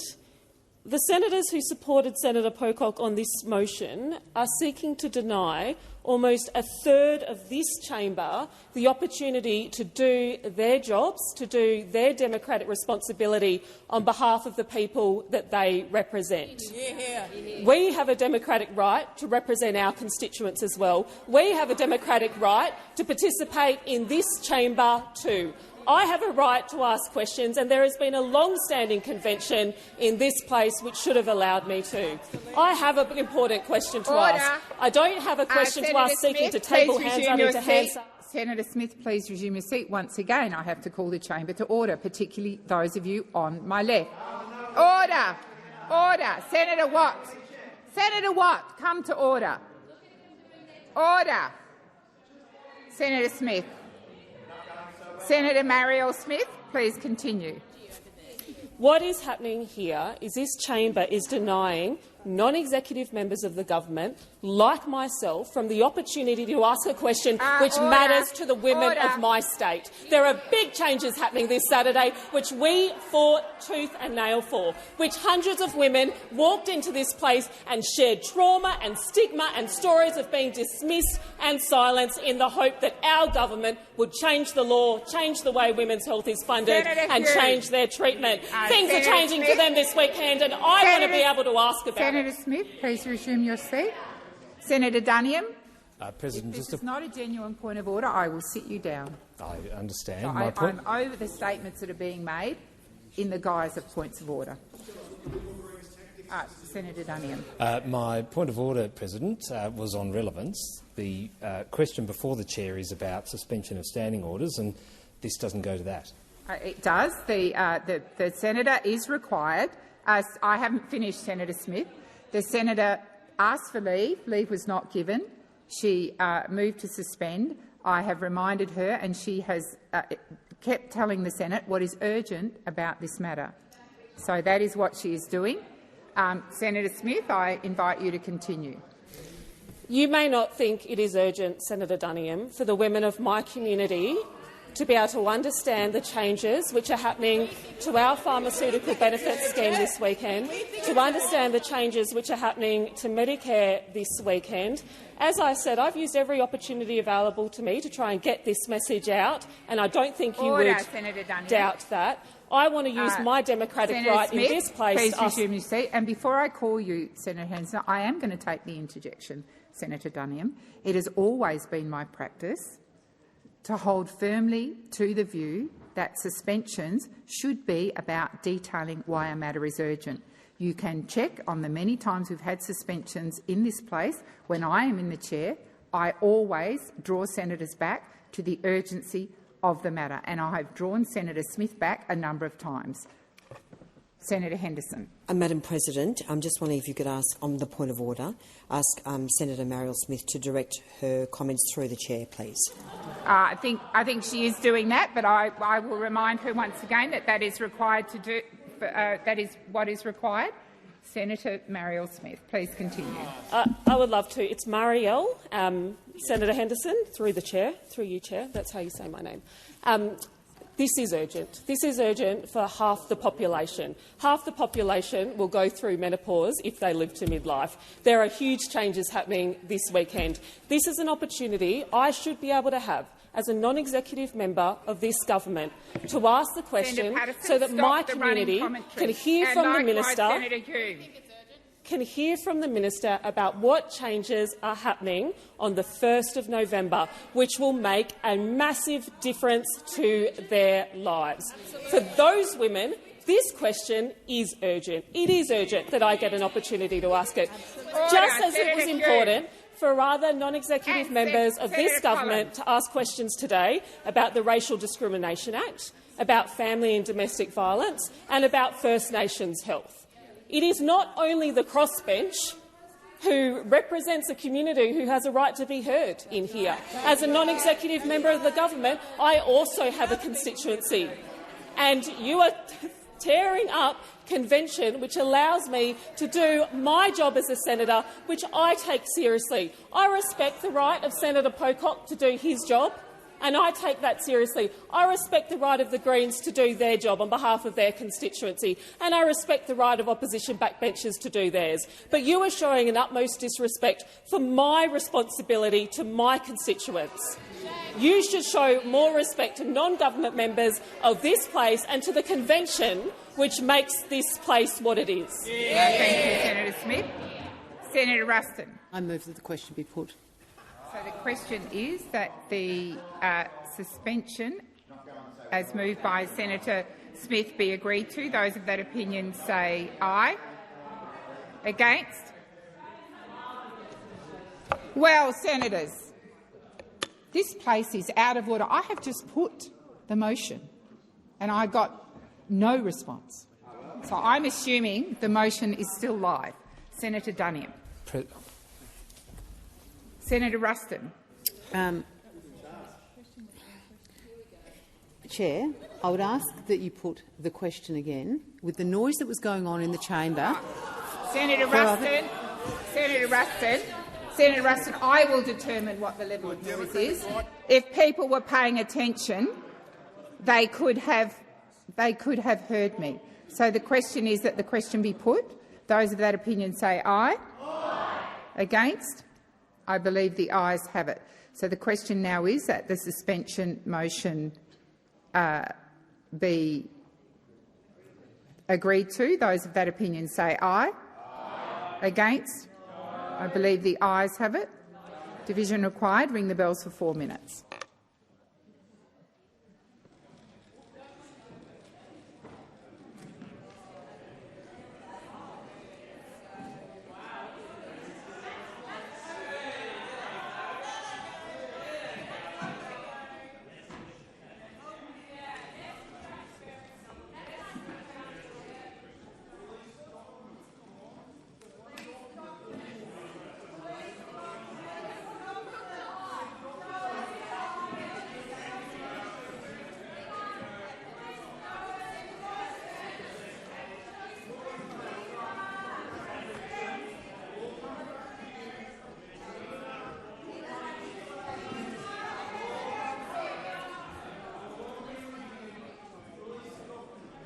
across the chamber.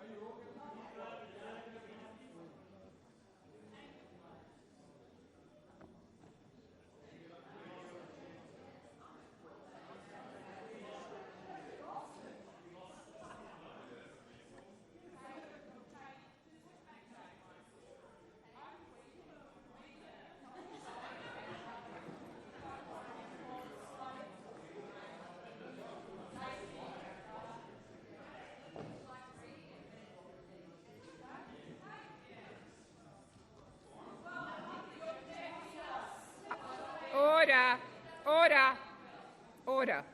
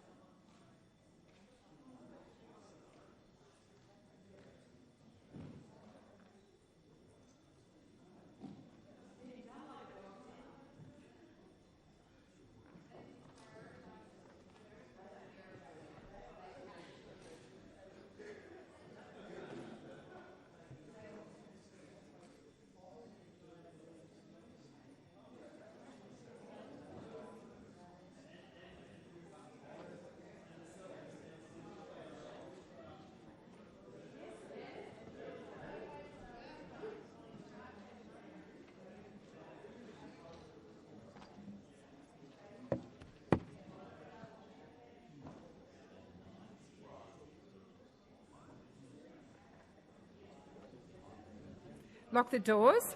So the question is that the suspension motion as moved by Senator Marielle Smith be agreed to. Those of that opinion, the ayes shall move to the right of the chair, the noes to the left. I appoint Senator Sheldon as teller for the ayes and Senator Askew as teller for the noes.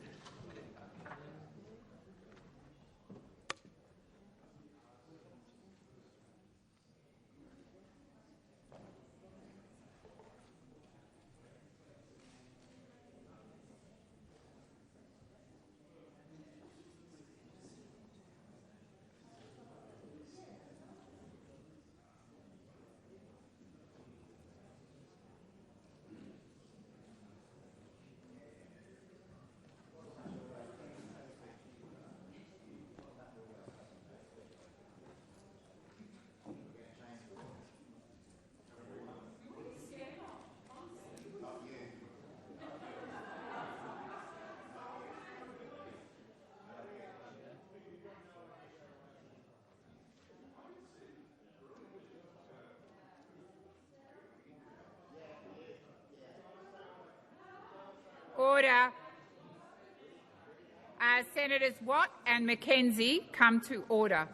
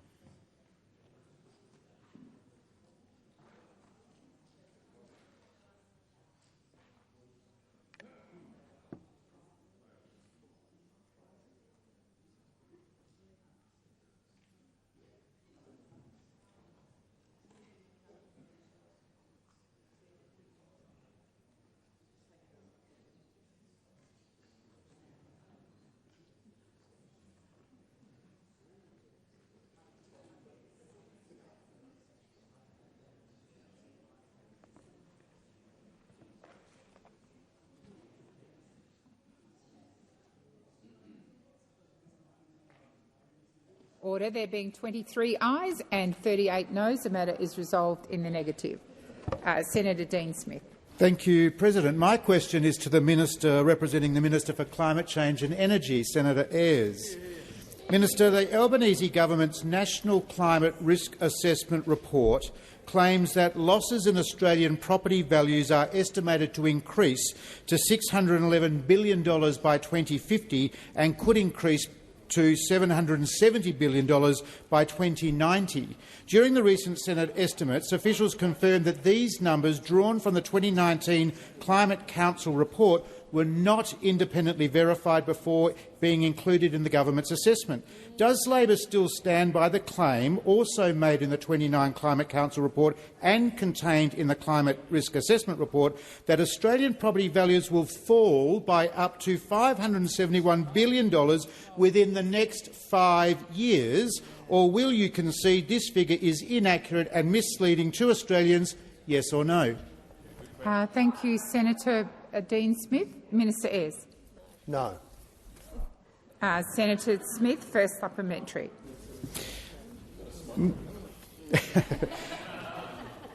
Minister, will you remove these unverified alarmist figures from your report or keep misleading Australians with the claim of more than a $500 billion property collapse in the next 5 years? Yes or no? Thank you, Senator Smith. Minister Ayres. I never want to disappoint Senator Smith. No. And Senator Smith, second supplementary. I remind senators there is to be silence. Silence, Senator Ayres and Senator McKenzie. Senator Smith. Thank you, President. Minister, if no verification was done on the figures in question, how can Australians trust any of the other modelling or data contained in the Climate Risk Assessment report?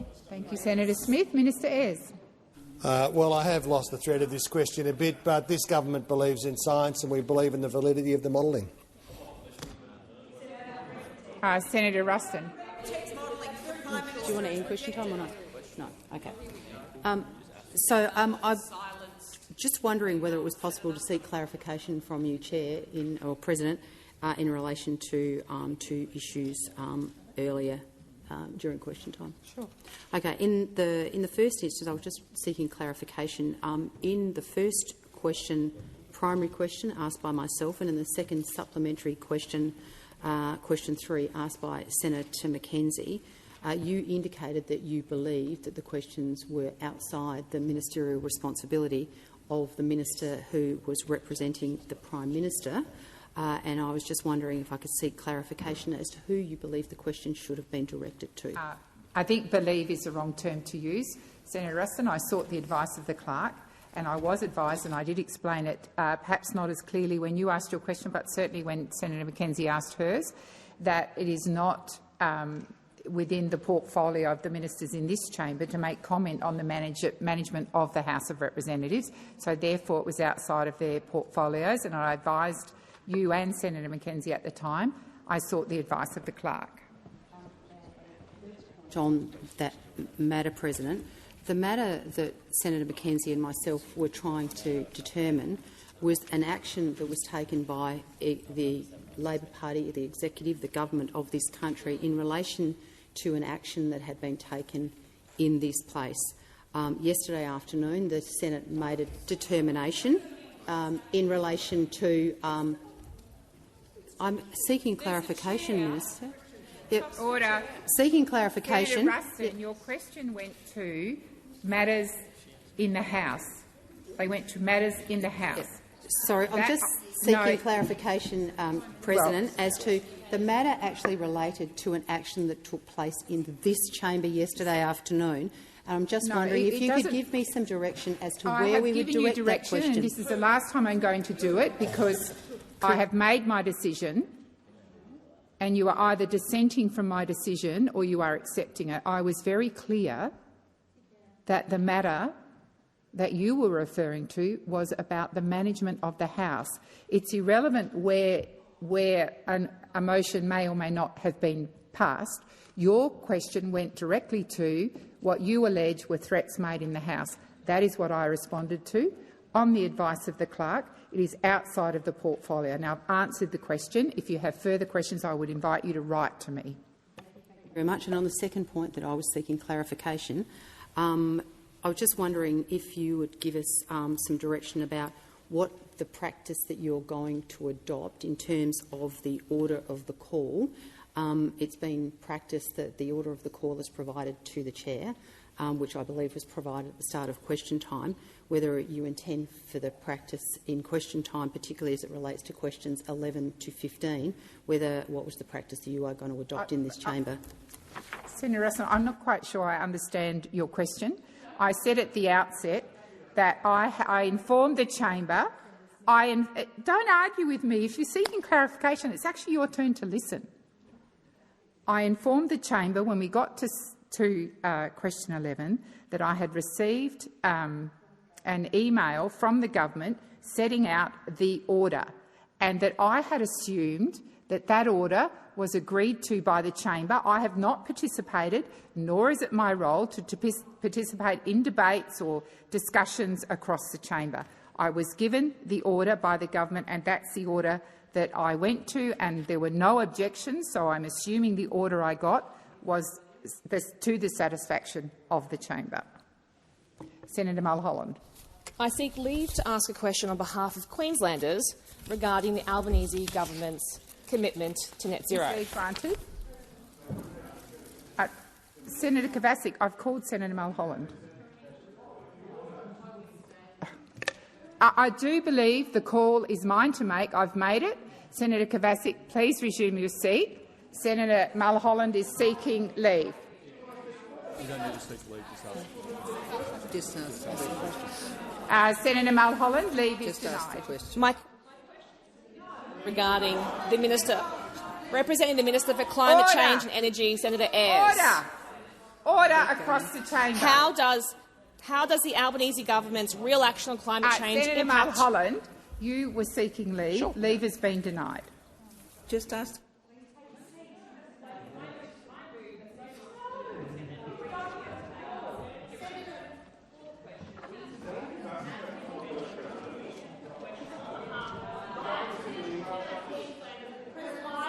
Order, Senator Mulholland. Senator Mulholland, please resume your seat. Senator Kovacic, take your seat. I have made my call. It is not up for debating. I have given the call to Senator Mulholland. There's not a debate about this. Please, you can either continue standing, but I'm not giving you the call. I've not given you the call. Senator McGrath, I've asked the senator to resume her seat. No, Senator McGrath. Senator McGrath, resume your seat. Resume your seat. Resume your seat. Senator Kovacic, if you have a point of order at this point, but you have been standing and making a claim that you stood before Senator Mulholland, so I'm not engaging on that point of order. I've made my decision, but if you have a further point of order, I will entertain that point of order. Thank you. Thank you. Senator Kovacic. Stand on what basis, given what you have just noted in terms of the agreed list for questions, I'm not permitted to ask my question given I'm next on the list? Senator Kovacic, I have a list that has 15 names on it. We've done question 15. That was Senator Dean Smith. Any senator, as you know, can jump at any time. Senator Mulholland jumped, and I gave her the call.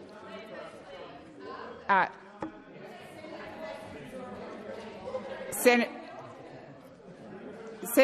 Kovacic, that may be your view. It's not my view. I've given Senator Mulholland the call. She is in the process, I think, of moving a suspension, so please resume your seat. Thank you. If it's so much that of the order of the Senate agreed to yesterday concerning arrangements for question time be suspended, as would prevent me asking a question on behalf of Queenslanders. Those opposite have been an absolute rabble this week, President, an absolute rabble. Earlier this week, we warned Australians that the Noalition was Senator back, Ruston, and it was back Senator again. Mulholland, please resume your seat. Senator Ruston. President, I was just wondering whether you could rule on whether the commentary so far from the senator actually goes directly to the urgency of the reason that she's suspended.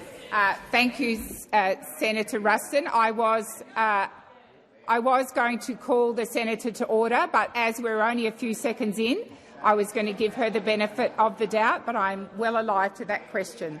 Senator Mulholland, I remind you, you need to talk about the urgency as to why you are seeking a suspension. Thank you, President. It is disappointing that the opposition are seeking to prevent me, an elected senator for the great state of Queensland, to get up in this place. They didn't want to hear from my senator colleague, Senator Smith, about women's... Resume your seat. Senator Mulholland. Senator Kovacic. Just a point of order, President. I don't believe that Senator Mulholland actually moved her suspension. She did, Senator Kovacic. And order, and that is exactly why I've asked for silence. Order. Senator Mulholland, please continue. Thank you very much. So earlier this week, we warned Australians that the Noalition was back. The coalition has been voting with the Greens all week in this place, President. All week. And so they were so far off the reservation, the Greens are already here Senator before. Senator Mulholland, please resume your coalition. seat. Senator Mulholland, I will again remind you, you need to be informing the chamber as to why this matter is so urgent that you are seeking to suspend standing orders. Thank you, President. So we saw on Sunday my good colleague Senator Canavan on Insiders breaking from his usual schedule on Sky News, back-to-back interviews on Sky News, to go to Insiders to spread misinformation to the people of Queensland. So it is urgent. Please resume your seat. I'll just wait until there's silence, Senator Ruston. I'll wait until there is silence. Senator Ruston. On the matter that's currently before the chair, in terms of the urgency of the suspension, I do not believe that the senator is actually respecting your ruling, and that is that she needs to tell us why this matter is so important. Order. We have so many people in here with so many opinions. Senator Mulholland, I remind you once again, you need to inform the chamber as to why this matter is urgent. Thank you, President. So, as I said, the urgency was complete misinformation being spread into Queensland, into Australia over the weekend by those opposite.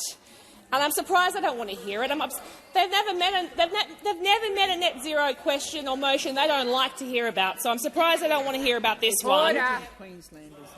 Farmers. I've spent a lot of time in regional Queensland recently meeting with farmers, meeting with industry, and they want a consistent position from this opposition on net zero.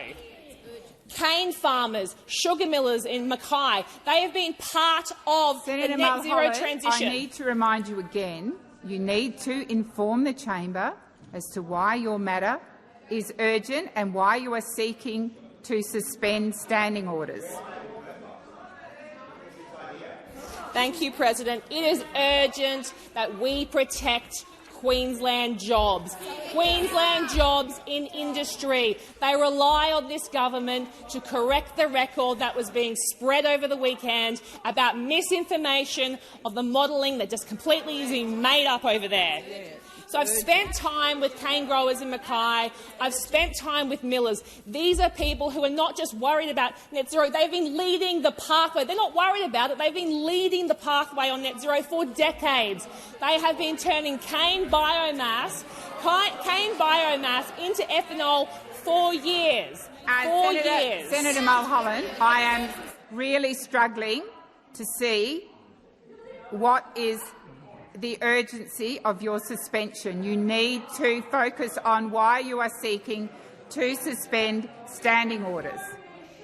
Senator McKenzie, I might be able to hear a little clearer if you are quiet. And I understand that those opposite might be uncomfortable with a woman asking a question in this place. They seem to be so upset about that today. And I know that they want to silence me on this matter. They're trying to silence their own colleagues on this matter. Mr Kennedy, the member for Cook, said I support net zero as a target. Frankly, it's an admirable target. Senator Hume, up the back there, I can see you up the back there. You noted the electorate has told us time and time again. Senator Mulholland, I've now lost count of the times that I have directed you to inform the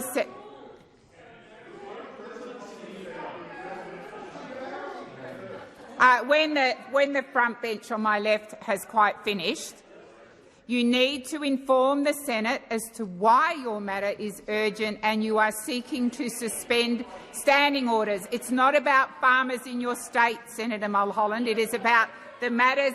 Senator Mulholland, you are not in a debate with me.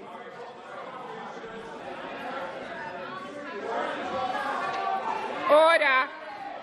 Senator Mulholland, please resume your seat. Order on my left. Order on my left. The behaviour in this place is absolutely disgraceful and disrespectful. Order.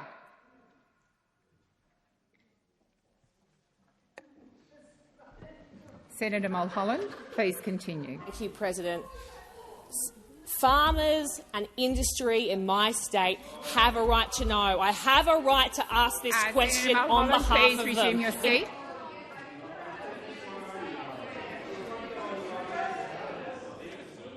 Perhaps you could get your colleagues to be quiet, Senator Mackenzie. They haven't noticed that you are standing on a point of order. Senator Mackenzie. On a point of order, Madam President, the senator has repeatedly ignored your request to come to the urgency of her motion that she's trying to debate, and I would ask that you rule, because this is getting farcical 3 minutes into her contribution. Senator Mackenzie, what is also farcical in this place is my many attempts since 2 p.m. to get silence in this place. So if it's farcical and people are disrespecting my authority, I would ask senators to reflect on their own behaviour. I will once again, I was prepared to hear Senator Mulholland finish her sentence. I have reminded her she needs to inform the chamber as to what is so urgent about her matter that it requires the standing orders to be abandoned. Senator Mulholland. Thank you, President. It is important and urgent that the people of Queensland hear from the minister about what the government's plan is for net zero. Indeed. And to go to the fact that non-executive members in this place are being barred from asking urgent questions. Senator Mulholland, please resume your seat. Senator Watt. Sorry, Senator Ayres. It's okay, President. I just again, it's a little bit before 4 o'clock. The penny might be dropping over there, and maybe that's the reason for all the behaviour. You do need to get to the point of order. I'd ask you to draw them again. I know you've been trying. I know this is distressing for them, but I'd ask you to ask them to settle down a little bit. Once again, I will remind the chamber to come to order. To come to order. Order. Senator Mulholland. Thank you, President. I believe it is urgent and important that the people of Queensland hear this information from the minister, and I ask that the question be heard by the Senate. Thank you. So the question, Senator Ruston. Well, thank you. Is this on the suspension? Yep. Thank you. Yeah, well, hopefully. Yeah. So, President, thank you very much. And I just wanted to correct the record from a number of things that have been said in this chamber during the last 2 hours. First and foremost is the yeah. So, all right. Well, we'll start with the urgency motion. So, President. So this is, President. This is probably one of the most serious issues that has been confronted by this chamber in the time since I have been here. In 13 years, I have never seen a government so contemptuous of the conventions of this place in my time. Absolutely contemptuous. This Senate has the right to have accountability and transparency. Resume your seat, Senator Ruston. Order. Order. Order across the chamber. Order. Senator Ruston, I am going to also remind you that you need to be putting a debate which opposes Senator Mulholland's motion to suspend. I'm prepared to hear you out, but I do want to hear that perspective, and I need to hear it in silence. Thank you very much, President. Well, the reason that I believe that it is very important that we do not suspend this House and this Senate and we allow it to continue to operate the way it was intended to operate today is because the importance of holding the government to account is being undermined by the continuous activities of those that are opposite. And I would remind those opposite about the importance of this particular provision, and that is, as I said, in the 13 years that I have been in this place, I have never seen a government more intent in avoiding transparency, avoiding accountability and, quite frankly, avoiding what needs to happen. Senator Ruston, please resume your seat. Order on my right. Minister Gallagher. Just drawing relevance, drawing you back to the acting leader of the opposition in the Senate should be relevant to the question before the chair, which is whether or not suspension should be moved. Thank you, Senator Ruston. I do remind you to be relevant to the suspension order and why you believe it's not necessary. Thank you very much, President. Well, the reason I believe that this suspension is unnecessary is because the actions of this chamber are determined by the majority of members in this chamber. And the majority of members in this chamber yesterday determined what the order of business was going to be today. Now, the one thing that unfortunately you seem to have forgotten in the hubris of your coming into government is the fact that the rule of this chamber is determined by the majority, not by the government, who does not have a majority in this place. And so to come in here and constantly suspend on the basis that you just want to make some silly point about the processes, and they're talking about really serious issues. The serious issue that Senator Marielle Smith raised, a very, very serious issue that she raised. Order. But why didn't she ask the question during question time? Right. If it was so serious, Senator Smith, why did you not choose to ask it in the 3 questions that you're always able to ask on a Thursday? Equally, Senator Mulholland, why, if your question was so important, did you not ask it in the 3 questions that you are always able to ask on a Thursday? So there has been no restriction whatsoever in the number of questions that the government has been able to ask this Thursday than any other Thursday throughout the entire time of this particular parliament. So the reality is that we have got a very serious issue before this Senate. The very serious issue before this Senate is that you are still refusing to comply with the order of this Senate as per the motion moved by Senator Pocock to provide him with a document. So unless you are prepared to take seriously the will of this Senate, the majority of this Senate, then you continue to sit here in contempt of the Senate.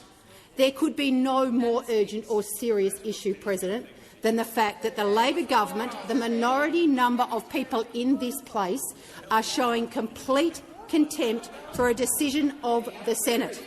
Contempt, absolute contempt, to table the document. So when you actually are prepared to come into this place and honour the greater will of this Senate, the majority of this Senate, when you're prepared to come into this place and actually accept the will of the Senate should prevail, then that will be when we accept the fact that you are not in contempt.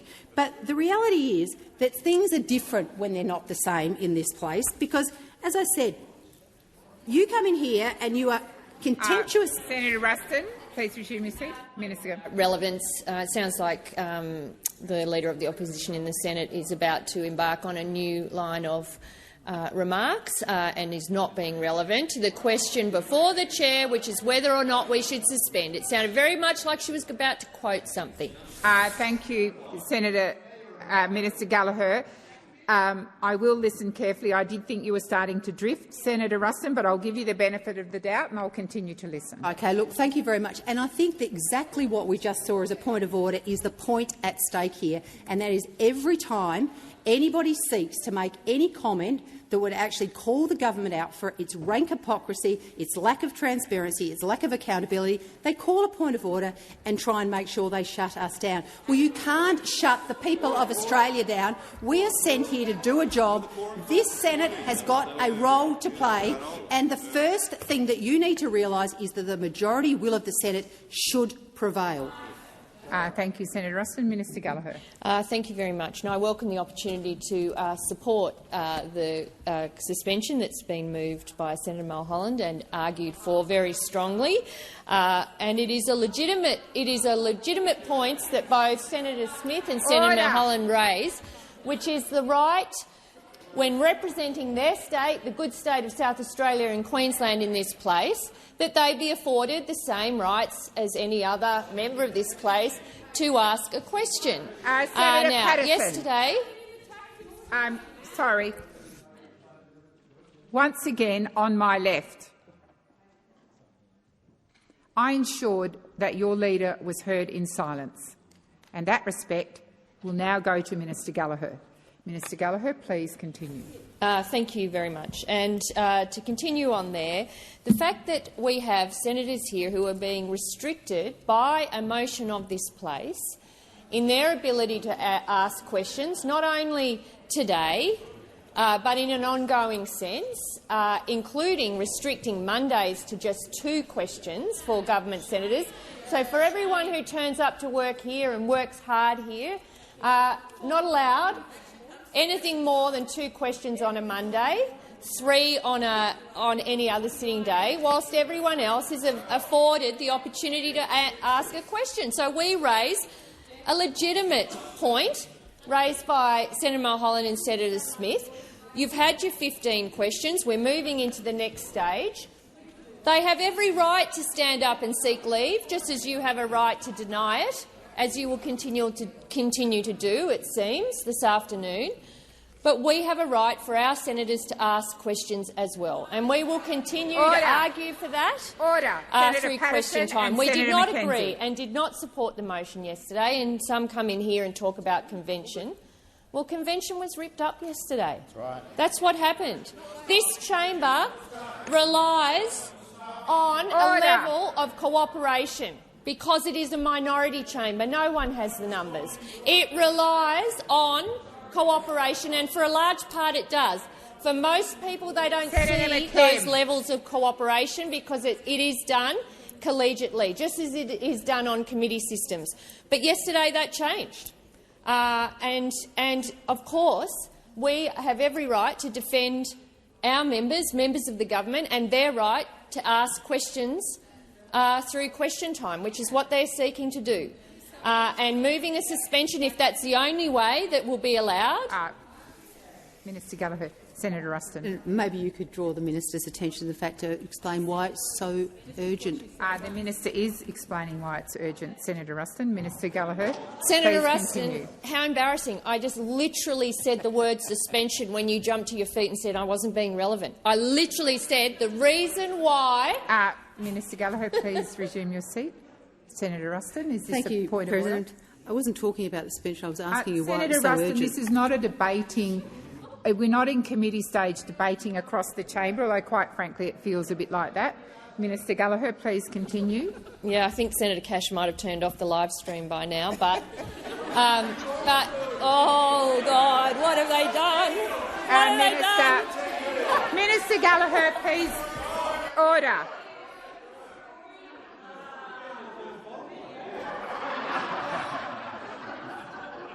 Senator Scarr, I'm sure you're aware that your voice is very, very loud, and I would ask you one, not to interject, but if you are going to ignore my order, then do it quietly. Minister Gallagher, please continue. Thank you. We did not support the motion yesterday, and we didn't support the motion because for as long as I can recall, and we can go back and check, convention has been that the roster for question time has been agreed, as presented by the government, but agreed across the parties, and yesterday that changed. Now, Senator Smith wanted to ask a question on women's health, denied by this chamber. Senator Mulholland wants to ask a question about net zero, denied by this chamber. So we can seek leave, and we will support our members and their right to ask questions.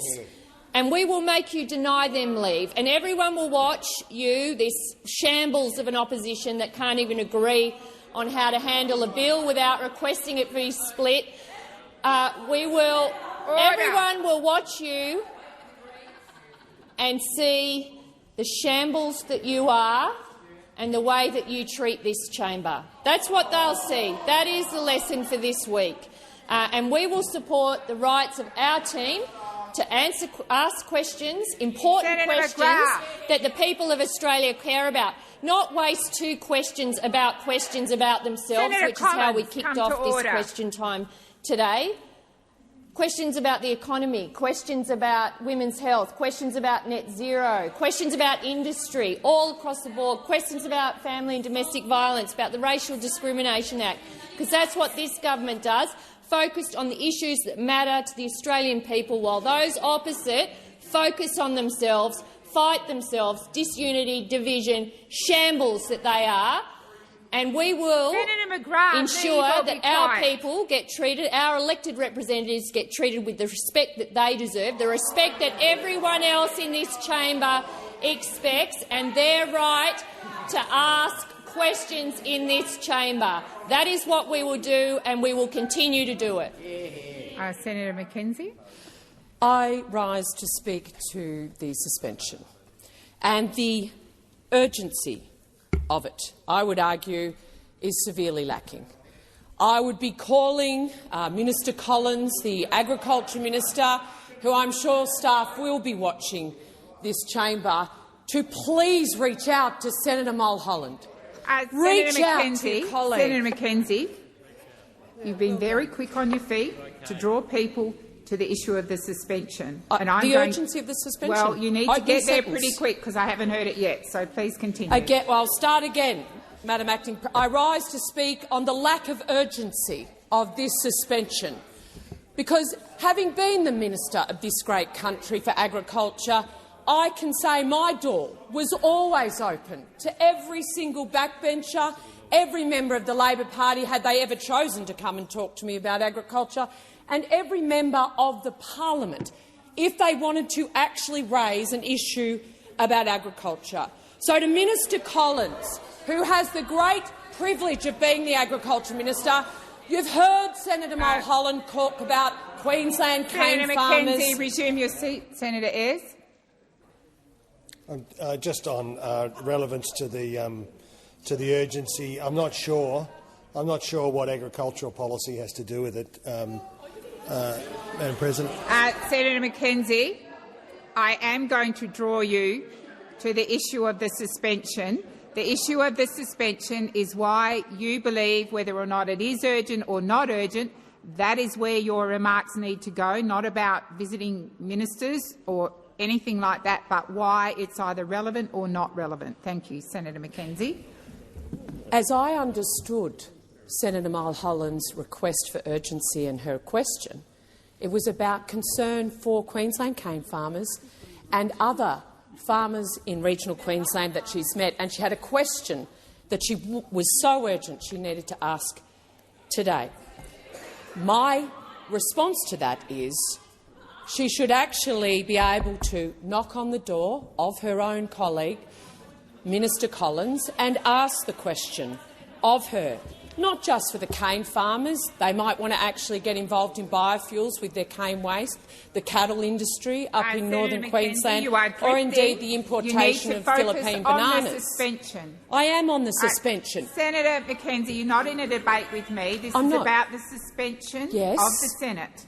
The suspension of the Senate, which is being requested so a certain senator can ask questions about cane farmers in Queensland.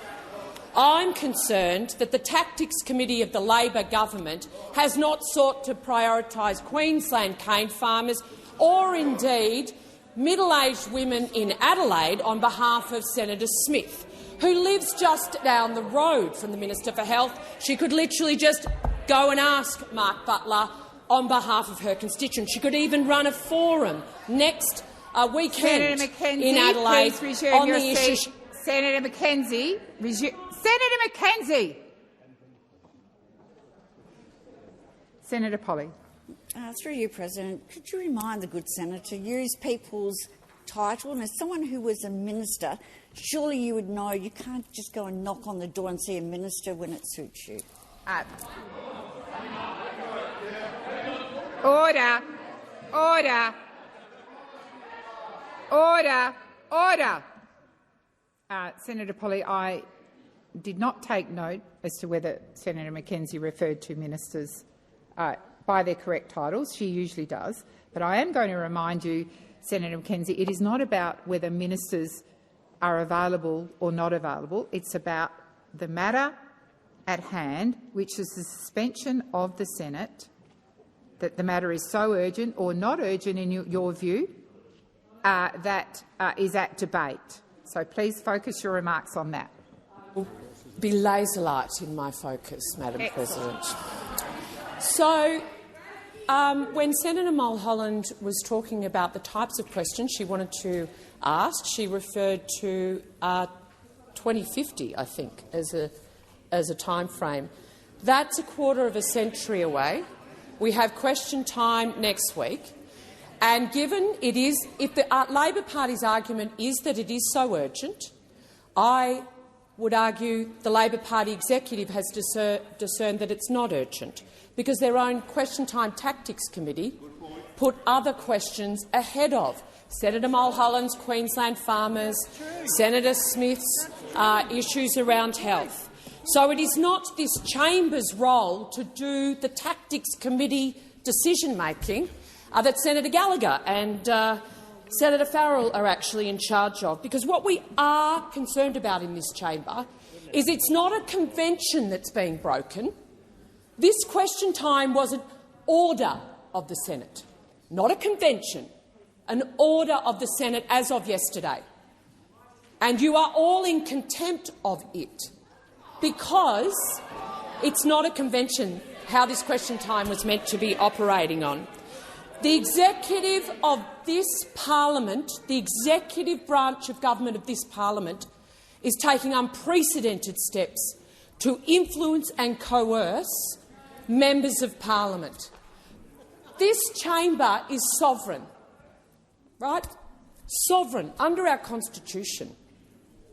And you might not like the orders of the Senate, but you have to comply with them. I am a former minister that had to comply with an order of the Senate, to do something unprecedented, to appear before a Senate committee and answer questions. I respect this chamber, I respect its authority and I respect its sovereignty and my responsibilities, and I did that. The Labor Party's absolute ridiculous response here today has shown they are not up for being accountable and transparent as a government. They don't want to release documents. They don't want to be subjected to FOIs. They don't want their ministers to turn up and make explanations. Off the point again. It's about the suspension. The unprecedented action that this chamber took yesterday to change the way question time— Thank you, Senator McKenzie. Minister Ayres. Thanks, President. Well, I would argue that the motion is urgent. It is urgent because it's important. It's urgent because it's important, and it's important because it goes to a series of questions that go to the question that the senator was proposing to ask itself. It goes materially to the urgency of that question. It goes to the rights of senators, particularly backbench senators in this Senate, 19 of them, who yesterday's resolution would disenfranchise entirely by deliberate design from a majority resolution of this Senate. And it's important and it's urgent because it goes to the conventions and the kind of modes of behaviour and the modes of operation that a minority chamber demands. That's why it's important and it's urgent. Senator McKenzie, come to order. I can tell you that in addition to that, it is urgent because what it does is exposes the lack of judgment, the lack of political judgment, the lack of interest in the democratic institutions that are engaged, the democratic principles that are engaged in this place. It is not a majority chamber. It is a chamber where there are a series of parties, none of whom commands a majority themselves. And what that means is that conventions really, really matter. That conventions really, really matter. And that if you adopt an approach, which is all about trying to impose by majority will on the chamber, to exclude people. Minister Ayres, please resume your seat. Senator Ruston. On a point of order, or perhaps maybe you could ask for a point of clarification. Enforce the majority view. I was wondering if Senator Ruston, you know very well that's a debating point. Well, please resume your seat. Please resume your seat. Senator Ayres. And fundamentally, what has been exposed this afternoon is the lack of judgment of those opposite, the self-absorption of those, those opposite.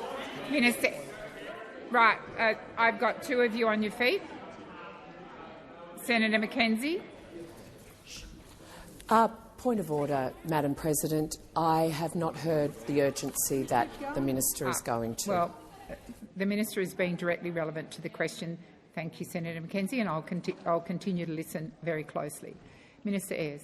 This is a series of parties who pretend to aspire to government, who are entirely absorbed by themselves. Minister Ayres.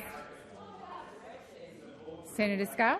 Point of order, President. This is just general abuse. It's not going to the urgency point. Senator Scarr, it's not going to the urgency point. Please resume your seat.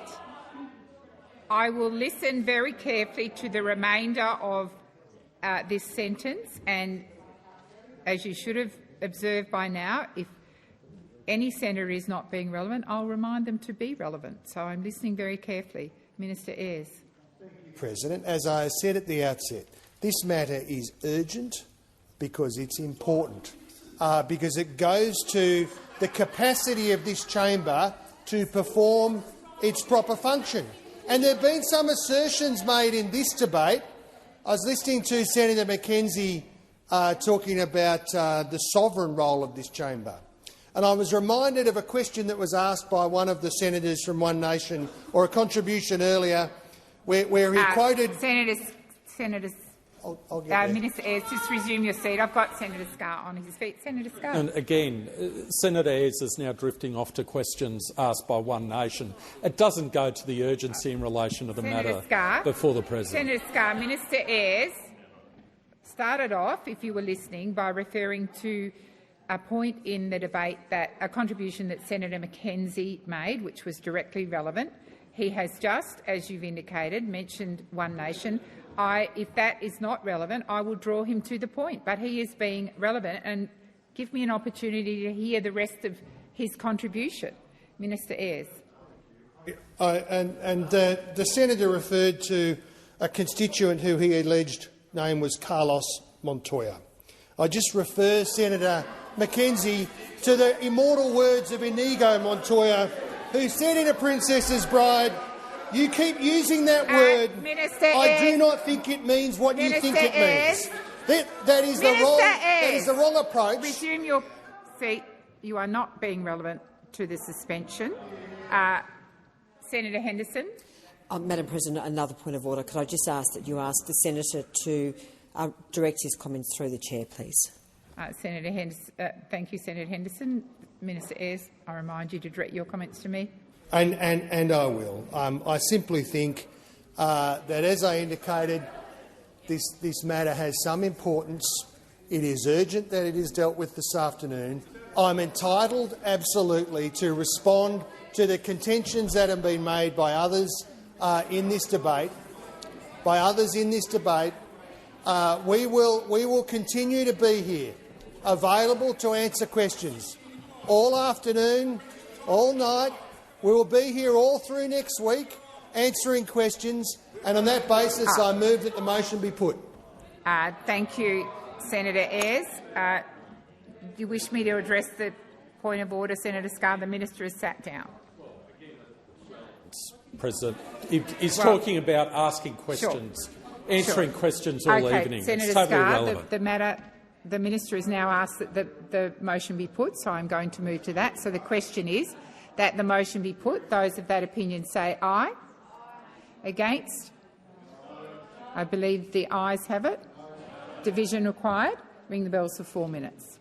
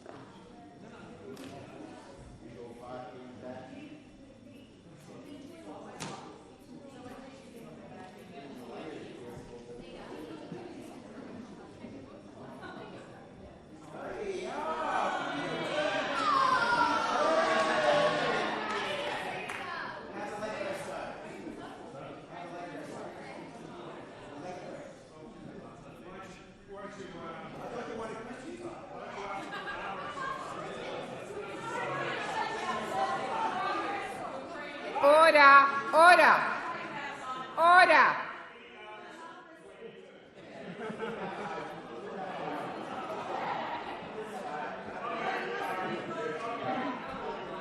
Lock the doors. So the question is that the question be put. The ayes shall move to the right of the chair, the noes to the left. I appoint Senator Sheldon.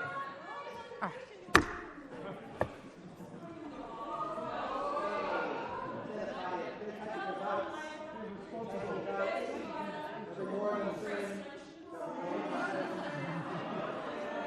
I am just wondering how long I have to stand here.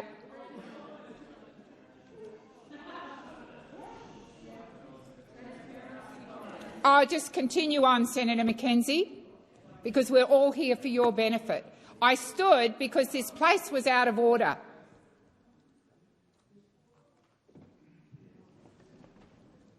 We are adults, and earlier this week we passed a motion about respect. And in the last 2.5 hours, I am really struggling to see that. It is one thing to have a robust debate. It is quite another to ignore me when I call for order.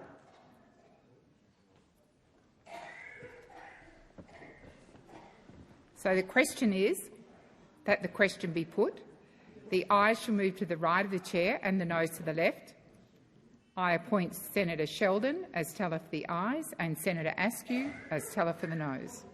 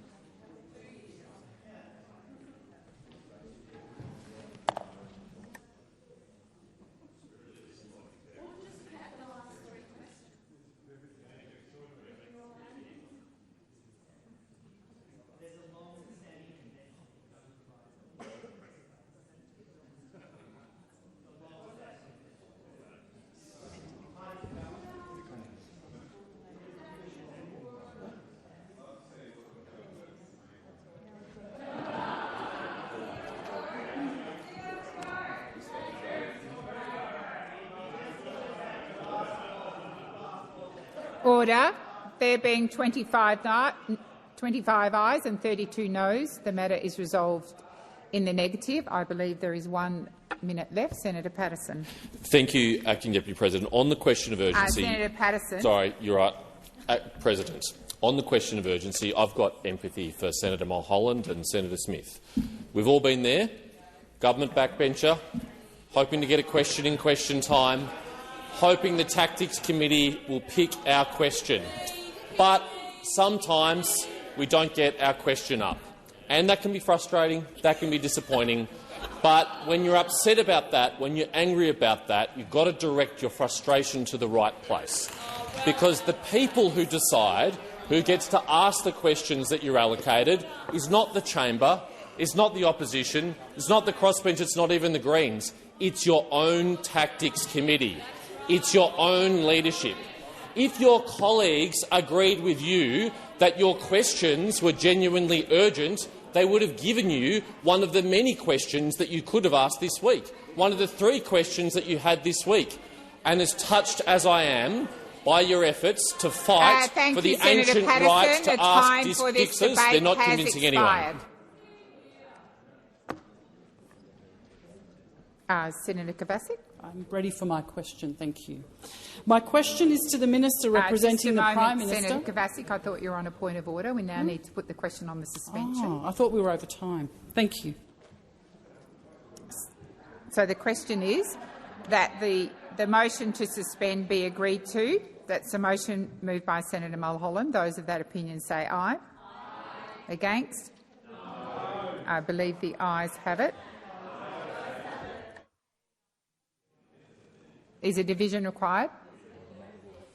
So the matter gets deferred to next week because we are at the point where there are no divisions. Senator Kovacic. My question is to the Minister representing the Prime Minister, Senator Farrell. Minister, the Building Industry 2000 Slush Fund was first exposed at the 2014 Royal Commission more than a decade ago as a CFMEU-controlled slush fund worth over $1 million used to bankroll union and political campaigns. Today it still holds over $920,000, yet under this government's watch, former CFMEU bosses John Setger and Ralph Edwards secretly transferred the fund's registration to Edwards' private home address, and the administrator appointed to clean up the union didn't even know it had happened.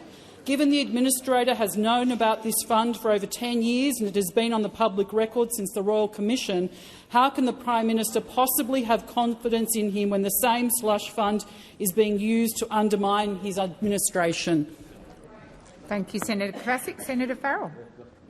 Thank you, President, and thank the senator for her question. Look, it's the Labor government that's been taking on the CFMEU. It's the Labor Party, particularly under Minister Watt, that took all the steps to put Minister Farrell, please resume your seat. I remind senators of the motion passed in this Senate yesterday for extra questions. As I said at the onset of question 11, these questions will be heard in silence. If you can't maintain your silence, please leave the Senate. Minister Farrell, please continue. Thank you, President, and thank you for that protection. Look, it's this Labor government that has been taking the action against the rogue CFMEU. You had all these organisations in place to try and deal with it, and none of them did the job. It's the Labor government. It's the Labor government led by Prime Minister Albanese, and I'll point out that it was Prime Minister Albanese who expelled John Setger from the Labor Party. Not only have we taken action against the union, we've taken against which part of my request for silence did you not understand? So I totally reject the premise of your question, Senator. This is I've mentioned before, and I'll say it again. This is an action government. This is an action government. Where we see a problem, we act. Minister Farrell, please resume your seat. Senator McKenzie. On a point of order, direct relevance, Madam President, the Minister hasn't gone anywhere near the fund that the Senator mentioned in her question, He knows that Premier Malinowskis— That's enough. We're not having statements. The minister is being relevant to the question, and I'll continue to listen carefully. And if he isn't, I will draw him back to the question. Minister Farrell. Are you finished? Senator Kavasic, first supplementary.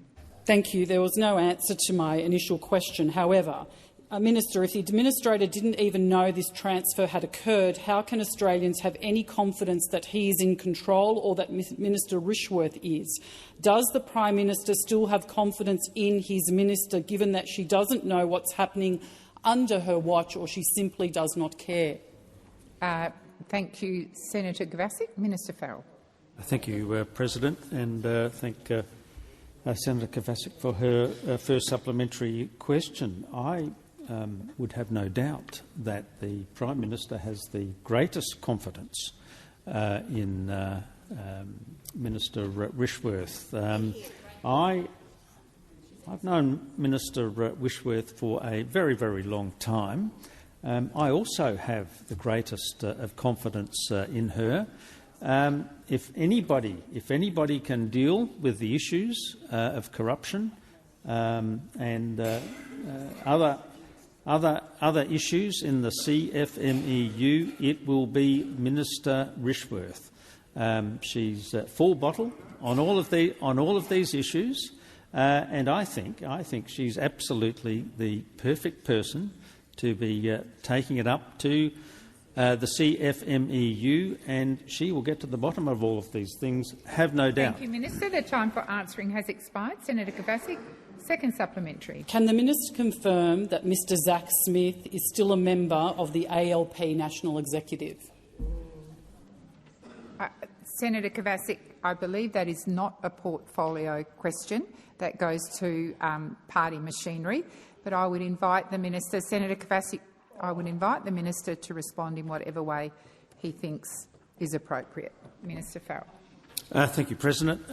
Look, I don't know, but I'll find out for you. Thank you, Minister.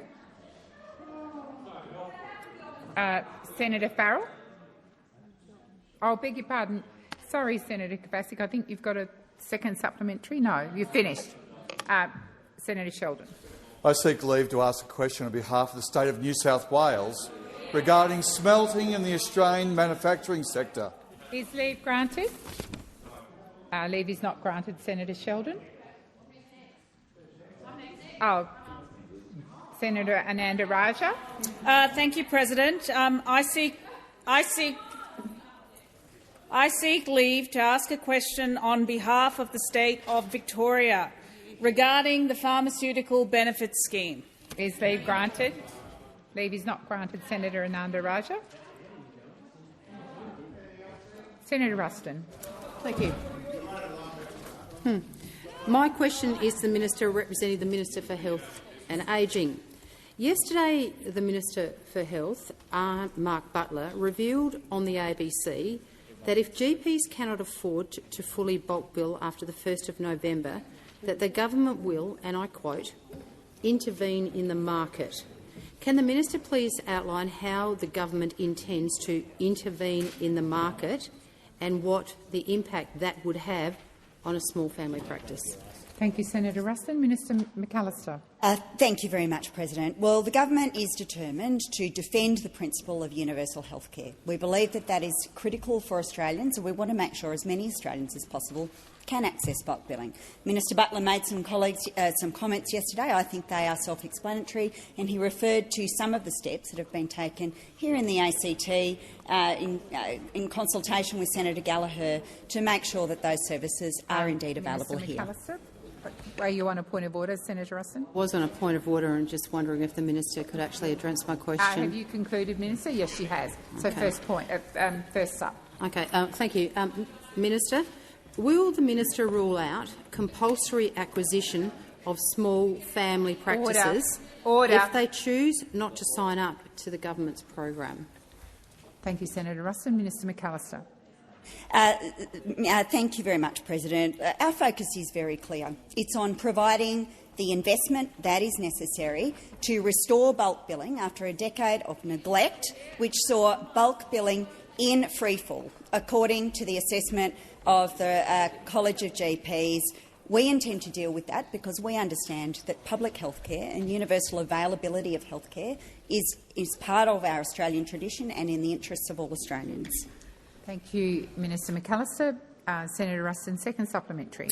Thank you, Minister. Can you confirm that the average out-of-pocket cost Australians are currently paying to see their GP is $49.14, which is $7 more than in May 2022? Thank you, Senator Ruston. Minister McAllister. What I can confirm for the senator is that next week we will see very substantial numbers of GP practices deciding to bulk bill, where this week they are not. And that is a good thing and in the interests of all Australians and their health care. Thank you. Senator Walker. Thank you, President. I seek leave to ask a question on behalf of the mighty state of South Australia regarding housing for all Australians. Please leave granted. Leave is denied. Senator Walker. Senator Henderson. Very much, Madam President. My question is to the Minister representing the Treasurer, Senator Gallagher. The Treasurer blocked public access to documents exchanged between the superannuation industry and the government back in 2022 and 2023 concerning payment structures between Housing Australia and investors.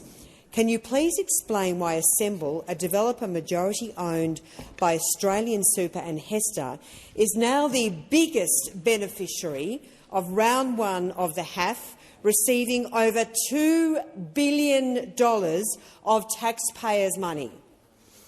Thank you, Senator Henderson. Minister Gallagher. Thank you, President. I thank Senator Henderson for the question, going back into the question archives to get that one from 2022, none less. On superannuation, there is no greater supporter than superannuation and of superannuation than the Treasurer, and as the Senator knows, all applications to the Housing Australia Future Fund and decisions about the fund and the first round offers are all handled independently of government. Thank you, Minister. Senator Henderson, first supplementary. Minister, can you please tell the Senate what the super funds told the government to do when you were consulting with them on the creation of the Housing Australia Future Fund? Thank you, Senator Henderson. Minister Gallagher. There was a wide range of discussions with superannuation firms as part of the work that was done on housing in general. I'm not in a position I can't summarise what would be 3.5 years of discussions across government, across departments and across relevant ministers here in the chamber today.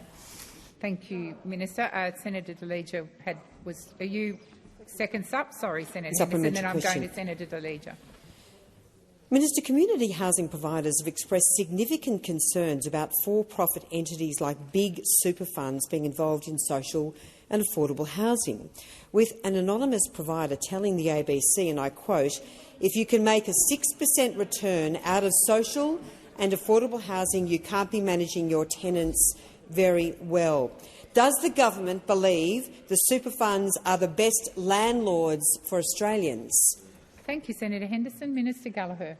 Thank you. Well, my dealings with the community housing sector is that they're pleased that they've got a government that actually cares about social housing, as opposed to those opposite that did nothing and built no social housing for the entire decade that they were in government. We are using every lever available to us, whether it be working with superannuation funds, other investors, build to rent, help to buy, you name it, because we're serious about delivering housing to the people of Australia after a decade of neglect from those opposite.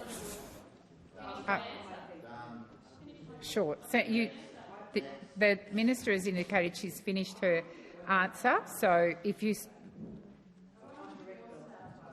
Well, the minister's... I'm sorry I didn't see that you were standing, Senator Henderson, but the matter is finished. Senator Deleija, you stood before. Was Senator Whittaker? Thank you, President. I seek leave to ask a question on behalf of the people of my great home state of Western Australia regarding frontline service improvements. Order. Senator Henderson, I'm going to invite, because I've asked for respect in here. Senator Henderson, I've asked for respect.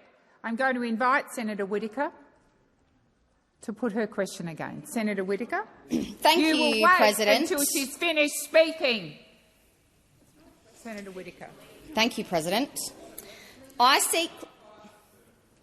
You've got to be joking. Can't ask a question, but also can't seek leave. Senator Whittaker, just put your point. I seek leave to ask a question on behalf of the people of my home state of Western Australia regarding frontline service improvements. Thank you, Senator Whittaker. Is leave... Thank you. I'm going to go to Senator Pocock. Thank you. Thank you very much, President. I've got a question for the Minister representing the Minister for Health, Senator McAllister. But could also just say I think this is a really landmark question time because Senator Pocock, no. This is part of my question. This is part of my question. Okay, well, I can say what I want. The clock's running. I can say what I want. Order on my right. Order. Order. Order. It's landmark because we have Labor senators actually asking questions on behalf of their state, not on behalf of the Labor Party. Order! Senator Pocock, resume your seat. Order. Senator Watt. Senator Watt.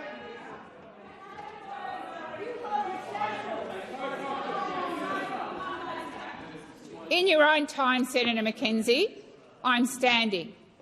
Senator Pocock, I reminded the Senate at question 11 that questions would be heard in silence. I have reminded the Senate most of the afternoon that I want respect in this place, in line with the motion that we moved earlier in the week. You stood up to ask a question and you had to have a go. So if you have a question, ask it of Minister McAllister as you outlined. Thank you very much, President. I thought I was pointing out a fact, but how many... Senator Pocock, please resume your seat. I'd ask Senator Pocock to withdraw his remarks, given that, due to his actions, Labor senators were prevented from asking questions on behalf of their state. So perhaps he could withdraw his invitation. Senator Watt, that is a debating point. Senator Pocock, please continue with your question. Thank you, President. Minister, how many GP... Order. Order. Minister, how many GP practices in the ACT have signed up to My Medicare and expressed interest to bulk bill all services from the 1st of November? Thank you, Senator Pocock. Minister McAllister. Thanks very much, President, and I thank Senator Pocock for the question. As you know, I think, Senator, Canberra has quite long-standing issues with GP availability, and it is in fact on that basis that the government has acted to try and establish arrangements so that Canberrans and people in the ACT can, in fact, attend bulk billing services, and indeed Labor's healthcare plan for the ACT will deliver a $24.3 million package to deliver 3 new fully bulk billed G practices with a $10.5 million bulk billing GP attraction initiative to attract new general practitioners to Canberra to address these issues, which, as you know, I think are long-standing. Thank you, Minister. Senator Pocock, first supplementary. Thank you, President, and thank you, Minister. I do really appreciate the additional investment in GP and the acknowledgement that we do have one of the lowest bulk billing rates in the country.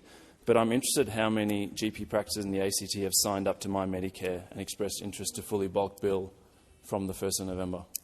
Thank you, Senator Pocock. Minister McAllister. Thank you very much. Well, as I've indicated, Senator Pocock, we are determined to restore bulk billing for Australians, and we recognise the challenges in the ACT. It is why we are making the investments that I referred to in my answer to your primary question, because we understand that this matters. Second supplementary, Senator Pocock. Thank you, President. And again, Minister, I really welcome the additional investment, but I can maybe take from your answer that no clinics have signed up to My Medicare to fully bulk bill from the 1st of November. Can the government explain why bulk billing for ultrasounds, MRIs and CTs has roughly halved in the ACT over the past year? Thank you, Senator Pocock. Minister McAllister. In relation to the first part of Senator Pocock's question, no, he cannot assume that. He should not assume that on the basis of my answer. And again, I refer Senator Pocock to the challenges that we are facing right across the country, but particularly in the ACT in relation to access to bulk billed services. We understand on this side of the chamber that that requires a response, and it's on that basis that we went to the election with an $8.5 billion investment to lift bulk billing and to lift access to bulk billing services, because there is a great deal to do to restore the damage that was done by those opposite over their period in government when they ripped the heart, or sought to rip the heart, out of funding for Medicare. Thank you. Senator De Leger. Thanks very much, President. I seek leave to ask a question on behalf of the people of the great state of Tasmania regarding restoring trust in the Australian public service. Thank you, Senator De Leger. Is leave granted? I'm just going to ask it. I've got Senator Russell on the question. Order. Order. Order. Order. Senator Ruston. Thank you, President. I'm just seeking some direction from you as the chair. In the motion that was moved yesterday in relation to the changes for question time as a result of the government refusing to comply with the orders of the Senate, I'll quote Part D, point 2, President, and it said the maximum number of primary questions that may be asked by the government senators is 2 on Mondays and 3 on any other day. Today, the government has asked 3 questions in question time, and I'm just seeking your direction as to why you are continuing to give the call Senator to Ruston, the government. I am very surprised you would ask that question, because any senator is free at any time to seek leave, and that is what they are doing. So I believe Senator De Leger sought leave. He's been denied. Sorry. I'm now going to Minister Gallagher. I seek leave to move a motion that the Senate does not adjourn until the Leader of the Government in the Senate asks that further questions be placed on notice. Is leave granted? Leave is not granted, Minister Gallagher. I'm going to give the call to Senator Henderson. I remind senators, order, order, order, order across the chamber. Order. I've got Senator Hanson-Young on her feet. I remind senators that I said at question 11 there would be silence, and that I remind senators of the motion we passed earlier in the week about respect.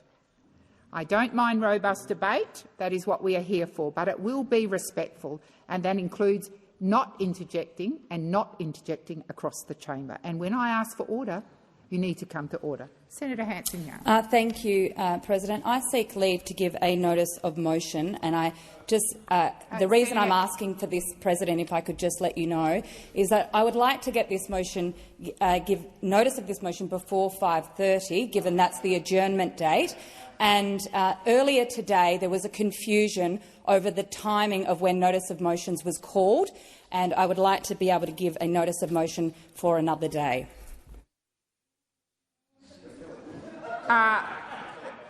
No, I've taken advice. I believe that the senator can seek leave. It is unusual, but she can seek leave. It's up to the chamber whether she's given leave or not. Senator Hanson-Young. Have I been given leave? Yes, you have. Yes. Okay. Thank you. On the next day of sitting, I will move a motion relating to the hearing dates for the Environment and Communications Legislation Committee. Thank you, Senator Hanson-Young. Senator Patterson. Thank you, President. My question is to the Minister representing the Treasurer, Senator Gallagher. Following yesterday's confirmation of a shock rise in inflation to 3.2%, economist Saul Eslake said today's September quarter inflation numbers were an absolute shocker and have ruled out whatever chance there was of the Reserve Bank of Australia cutting its cash rate at next week's Monetary Policy Board meeting. The ABC's Alan Kohler said yesterday's numbers were generally seen as a very ugly report, noted that the annual rate for the last 6 months was actually 4.2%, and that odds of a November rate cut were now zero. Minister, do you agree with RBA Governor Michelle Bullock that these numbers, fuelled by out-of-control government spending, are a material miss which will hurt Australian mortgage payers? Thank you, Senator Patterson. Minister Gallagher. Thank you, and I appreciate the question from Senator Patterson. At 5 o'clock, some 3 hours in, we get to dealing with the shadow finance spokesperson on matters on the economy. I do agree that Senator Patterson routinely verbals the Reserve Bank Governor, and he's done that again today. As Senator Patterson knows, we've got inflation down, debt down, real wages are growing, unemployment low, interest rates have fallen 3 times. There is more work to do, and this is a government that's rolling its sleeves up and doing it. Senator Patterson, first supplementary. Thank you, President. Yesterday's figures confirmed electricity costs annually have risen 23.6%. KPMG's chief economist, Brendan Rinnie, said, and I quote, "We knew there was going to be an uptick in inflation once electricity rebates were wound back, but unfortunately today's spike is much higher than any of us anticipated." Will the minister finally admit the government's promise to reduce power prices is now in tatters, causing more pain to Australian households? Thank you, Senator Patterson. Minister Gallagher. The government will always support Australian households with cost of living pressure, and those opposite are the ones that have voted against it time and time again. Thank you, Minister. Senator Patterson, second supplementary. Thank you, President. Since the government brought down its high-spending, high-deficit budget, annual inflation on food has jumped to 3.1%, housing to 4.7%, health to 4.2%, education to 5.3%, and even pet services are up 5%. Citibank economist Josh Williamson said, and I quote, "All major expenditure groups, barring one, rose in the September quarter, suggesting price pressures were being felt across the economy." Will the government change its reckless spending policies which are driving up prices across all essential aspects of life? Minister Gallagher. Thank you. Well, we know those opposite. We know what they want to do. They want to cut Medicare, they want to cut payments to people, they want to cut pensions, they want to cut the public service. Nothing has changed from the shambles of an opposition that went to the last election. They keep going on about out-of-control spending. What they don't say is Medicare, pensions, payments will all be cut if they ever got back into government again, and this government takes a responsible approach and will continue to do so. Minister Watt. President, I am aware that there are at least 2 Green senators at the airport, despite wanting to be in question time instead. But I seek leave to move that I'm not mentioning them by name. I seek leave to move that the Senate does not adjourn until the Leader of the Government in the Senate asks that further questions be placed on notice, because if people are so insistent about doing question time, we are here all night. Is leave granted? Is leave granted? Thank you. Did you have a question, Senator Scott? Point of order. Yep. Point of order. Senator Watt reflected on the absence of 2 Green senators. He should withdraw that reflection. He really should. He didn't name anyone. The custom is that you don't name senators if they are absent from the chamber. They were not named. Senator Hanson-Young. Thank you, President. I mean, we are partly in this mess because there's a particular senator who is not here, and it's Senator Wong who isn't at the table. So let's just not. Let's not just get into pettiness right now. Senator Hanson-Young.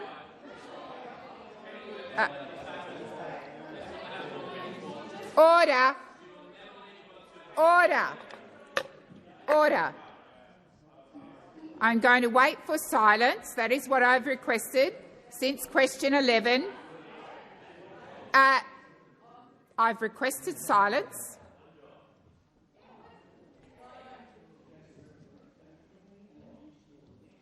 Seriously. Senator Ruston, which bit did you miss? I've requested silence. I'm waiting for it. Senator Ruston. Senator Ruston. Just wondering if you might ask Senator Steele to withdraw. Well, I didn't hear what was said. Thank you, Senator Shoebridge. If I need your intervention, I will ask for it. Senator Steele, I'm sure, will withdraw.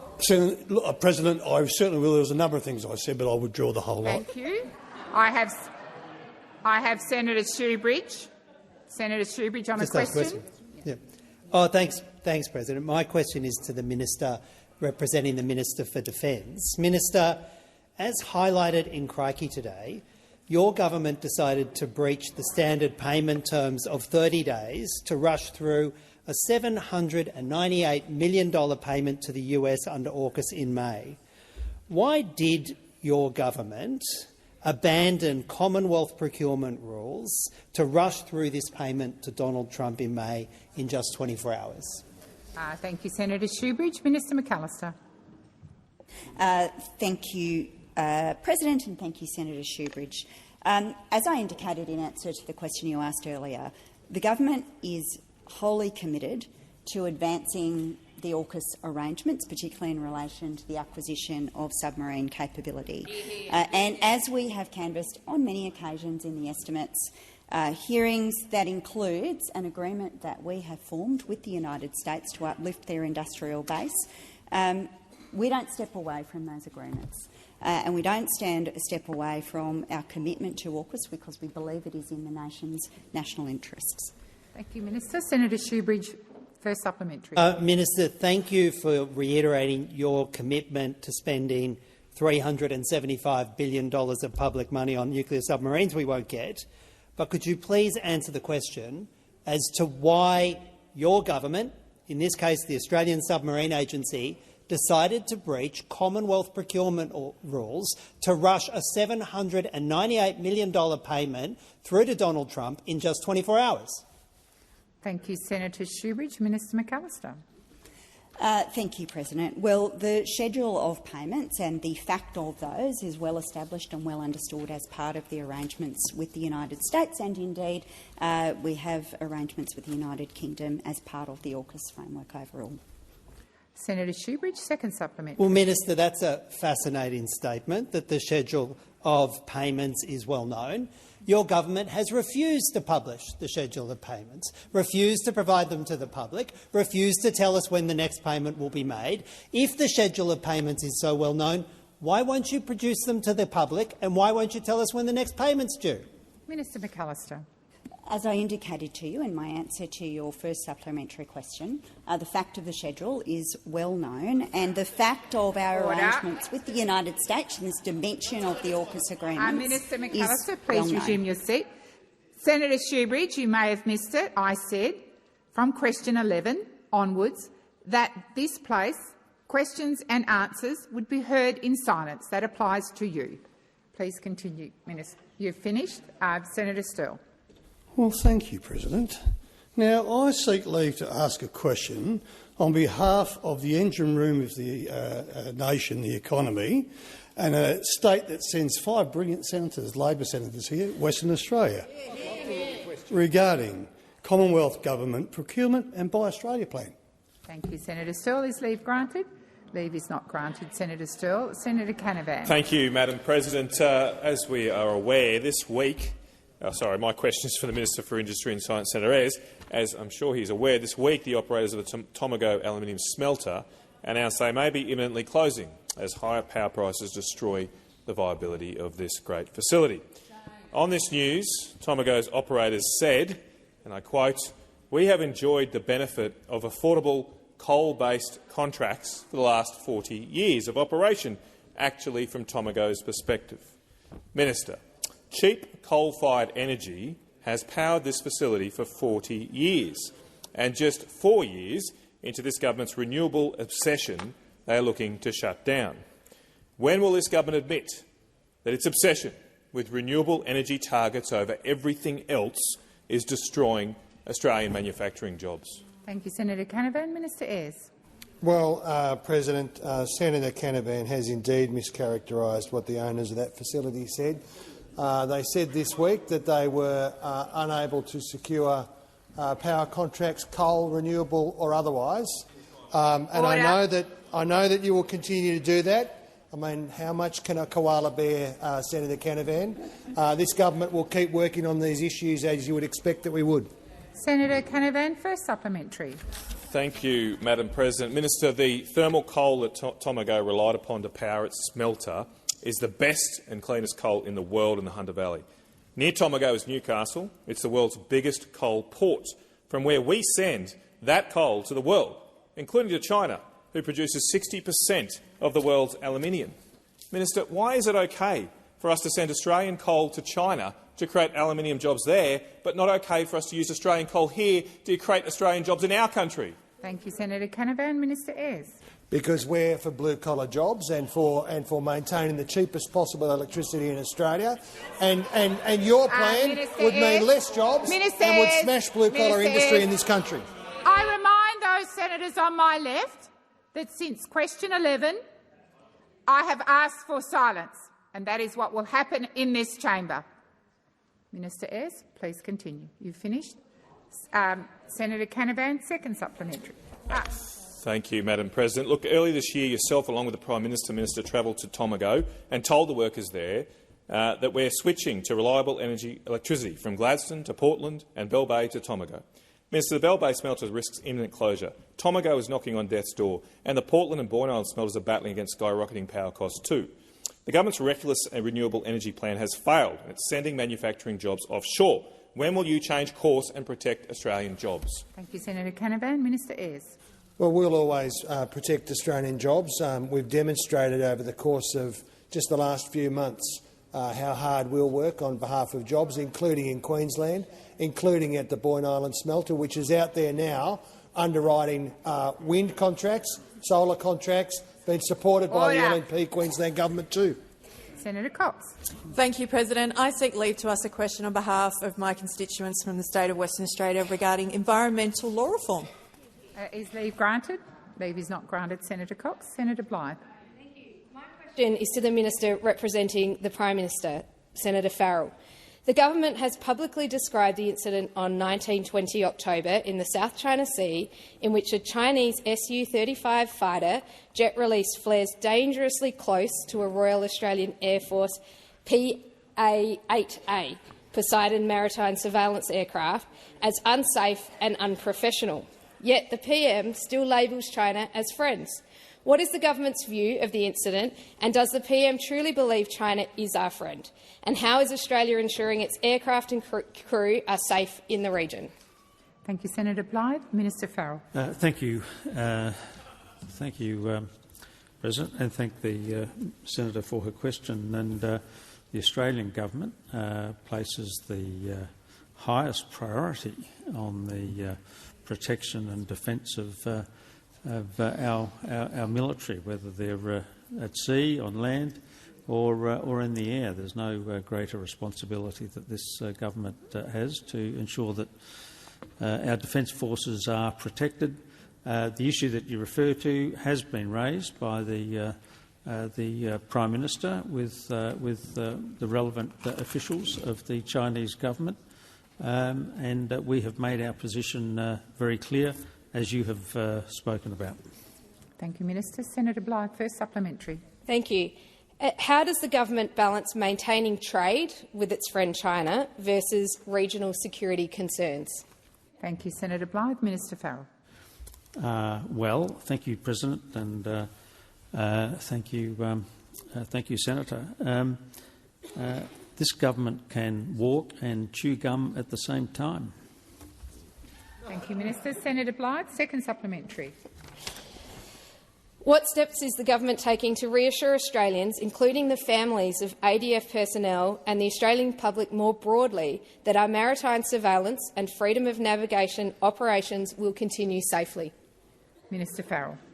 Thank you, President, and thank the Senator for her second supplementary question. Well, Senator, we're spending $365 million to build submarines to do exactly, and they're being built, in your home state of South Australia. Your seat.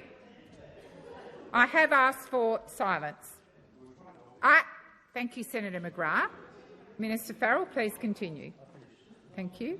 Senator Pocock. Thank you, President. My question is for the Minister representing the Minister for Housing, Minister Farrell. On the 8th of October 2024, in response to my question on the progress of the National Housing and Homelessness Plan, you said, and to quote, "We are working with the states and territories as we speak. The new Minister, Claire O'Neill, is working very hard to get movement on that project." I again asked for an update in February this year. We're now in October and the plan has still not been released. Can the Minister tell the Senate when the plan will be released? Senator Farrell, Senator Pocock, I think you directed your question to Senator Farrell. I'm happy to ask the senator to... I've got it wrong. Is it Minister Ayres? Thank you very much. Minister Ayres. Well, this government has an ambitious program for housing. It's worth many tens of billions of dollars. It's focused on supply, and it's also focused on supplying people with the opportunity, young Australians, for 5% home deposits, and we're getting on with it. Senator Pocock, first supplementary. Thank you, President. I appreciate the many things that the Labor government is doing in terms of housing, but one of them that we haven't seen is the National Housing and Homelessness Plan, which was promised at the 2022 election, and I was hoping if the minister would give an update to the Senate as to when that will be finalised. Thank you, Senator Pocock. Minister Ayres. Well, the minister is working hard on that process. There was a consultation process which is still ongoing with 1,700 participants, and that process will continue until we're confident that we've got the cooperation across the economy and with the states and territories that's required to deal with the challenge. Senator Pocock, second supplementary. Order. Thank you, President. Minister, I've heard from stakeholders who are concerned that there may never be a national housing and homelessness plan, and can the Labor government commit today that there will in fact be one by the end of this term? Minister Ayres. Well, that's a document. Our plan is to get on $43 billion to address housing availability and affordability, helping people with lower home deposits, smaller mortgages, and 100,000 new homes just for first home buyers. Order. I'm going to Senator Grogan. I seek leave to ask a question on behalf of the great state of South Australia. Noting I will be the third person to have an attempt at trying to get a question asked on behalf of the good people of South Australia on this afternoon. And my question, should leave be granted, is related to digital ID and how it will assist renters. Is leave given? Leave is denied. Thank you. Senator McDonald. My question is to the Minister for the Environment. Minister, your EPBC changes will negatively impact our mining sector. It will delay approvals. It will undermine our economy, and it will not deliver better environmental outcomes. How many current mining approvals will be forced to comply with new conditions, or do you guarantee no retrospective changes? Good. Thank you, Senator McDonald. Minister Watt. Thanks, President, and thanks, Senator McDonald.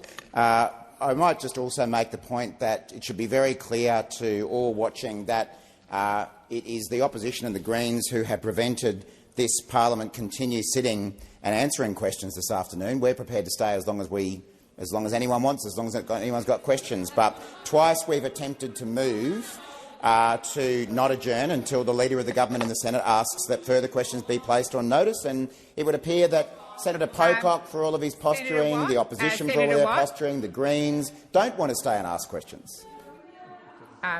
Senator McDonald. Relevance. I think the Minister, have you finished answering, Minister?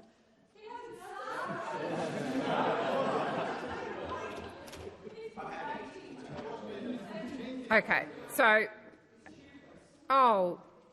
Senator McKenzie, I have reminded the Senate since question 11 that these additional questions came from a motion of the Senate yesterday, which was agreed by the chamber, and I have said since question 11, questions and answers will be heard in silence. I also remind all senators of the motion that was passed earlier in the week, which went to respect. So I should not have to call individual senators. I should not even have to call order. You can have the robust debate in the answer to your question, but in the intervening time you will listen in silence. Senator McDonald, you were making a point of order. I will draw the Minister to your question. Minister Watt. Thanks, President. Well, Senator McDonald, I'm very pleased that on day one, when we introduced the bill into the House of Representatives, we've seen support for the reforms by the AI Group, who of course represent many businesses in the mining sector, along with the Clean Energy Council and the Housing Industry of Australia. So just like they're on board, you should get on board too. Thank you, Minister. Senator McDonald, first supplementary. Given that the minister has just refused to guarantee that there will be no retrospective changes, Minister, I want to ask you, it takes 16 years on average for a mine to progress from exploration to production. Will you guarantee that the stop work orders proposed in the EPBC changes will have clear time limits imposed? Thank you, Senator McDonald. Minister Watt. I've got a really good suggestion for Senator McDonald of how to speed up approval times, and that's to vote for the government's legislation.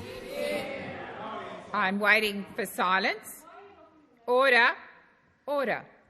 There's a number of people jumping. I'm assuming you are seeking to ask questions rather than raise points of order, because we are still with Senator McDonald. Senator McDonald, second supplementary. Just to be clear, the minister has failed to ask two questions. Minister Gallagher. Order. Just to be clear, the minister, the government, has failed to answer two very specific questions that industry is asking, and you can pretend that they're not asking as much as you like, but that is the question on their lips. So, Minister, will you rule out a climate trigger in the EPBC reforms? Thank you, Senator McDonald. Minister Watt. Did that already. Senator Ghosh. Order. Order. Senator Ghosh, please resume your seat. I'm waiting for order.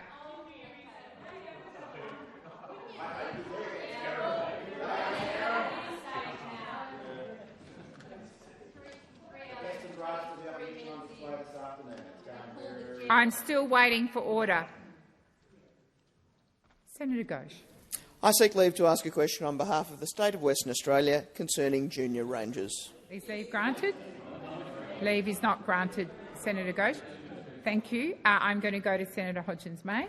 Thank you, President. I seek leave to table a non-conforming petition. Is leave granted? It was agreed earlier. No, leave is not granted, Senator Hodgins-May. Senator Colbeck. Thank you, President. My question is to the Minister for Early Childhood Education, Senator Walsh. Minister, on the 28th of July, in response to a question from me, you said that, and I quote, "We are implementing the findings of that report," that being the Productivity Commission report into childcare. How many of those recommendations have been implemented, and when will that work be completed? Minister Walsh. Thanks, Senator Colbeck. Well, the Albanese Labor government believes in quality universal early childhood education. We commissioned the Productivity Commission to do a report. We are implementing the recommendations of that report, starting with our historic decision to award a 15% pay rise to our nation's valuable early childhood educators. Thank you, Senator Walsh. Senator Colbeck, first supplementary. Thank you. Recommendation 5.3 of the Productivity Commission report recommended supporting multi-site services. The Abracadabra Childcare Centre, Family Daycare Centre in Latrobe caters for 33 children over 25 families. Addison's Childcare Centre in Sprayton caters for 50 children over 37 families, and the non-implementation of those of recommendation 5.3 means those centres will have to close. Minister Walsh. The matter that you've raised, Senator Colbeck, which you've raised before, pertains to a decision of the Tasmanian regulator. Senator Colbeck, second supplementary. Senator, that is not correct. It's a federal regulation that covers that matter. The future of those two childcare centres lies at the tip of your pen, and your implementation of recommendation 5.3 would save those two centres from closing. When are you going to complete that work? Thank you, Senator Colbeck. Order. Minister Walsh. Senator Colbeck, our government is aware that there are regions in the country that are underserved and unserved with quality early childhood education. That is why we are investing $1 billion in our Building Early Education Fund to increase supply of quality early childhood education to those regions, which is $1 billion more than you ever put into early education. Senator Brown.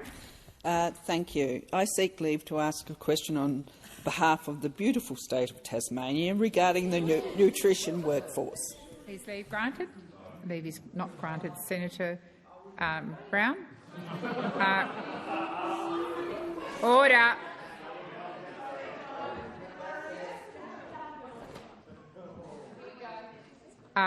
Order. Senator Pocock. I'm going to Senator Scarr. As the senator from the beautiful state of Queensland, my question is directed to the Minister representing Home Affairs, Minister Senator Watt. The Illicit Tobacco National Disruption Group was finally established to combat the explosion in criminal activity, including my home state of Queensland, surrounding the illegal tobacco trade in Australia. The illegal tobacco underworld hoovers up approximately $10 billion a year in Australia and is linked to numerous murders, firebombings, robberies and other criminal activities. Can you guarantee that the establishment of this task force, funded in the 2023-24 budget, will see a reduction of illegal tobacco entering this country undetected? Thank you, Senator Scarr. Senator Watt. Minister. I can certainly guarantee that the Albanese government is taking strong action against illegal tobacco. I remind the Senate once again that since question 11 I have demanded that, and I've ordered, that questions be heard in silence and answers be heard in silence. Senator Scarr, first supplementary. Thank you, President. Earlier this year, a 27-year-old woman was killed in her home in Melbourne after a failed attack by gangs involved in the illegal tobacco trade targeted and burnt down the wrong house. Will no further lives be lost, businesses be firebombed and robberies occur now that this disruption group is finally in place? Thank you, Senator Scarr. Minister Watt. Thanks, President. I think all of us have immense sympathy for those who pay a price for these terrible crimes, and that's why our government is taking strong action to crack down on illegal tobacco. Thank you, Minister Watt. I'll wait for silence once again. I'll wait for silence. Senator Scarr. Thank you, President. Criminal activity has exploded under your government's watch, with people living in fear and small businesses having to close their doors after robberies and firebombings. Given that you cannot assure Australians that this task force will ensure their safety or stop the import of illegal tobacco in Australia, how many firebombings, robberies, killings will now take place, and how many tonnes of illicit tobacco will now enter the country in the next 6 months? Do you have an estimation? Thank you, Senator Scarr. Minister Watt. Thanks, President. Thanks, Senator Scarr. Well, as is very much on the record, additional funding has been provided to Border Force to support frontline resources to tackle illegal tobacco. We've committed $188.5 million to the ABF over 4 years. Among other investments, we remain committed to tackling illegal tobacco, and we'll do everything we can to crack down on it. Senator Ruston. My question is to the Minister representing the Prime Minister, Senator Farrell. Does the Prime Minister stand by his commitment— It being 5:30, Senator Ruston.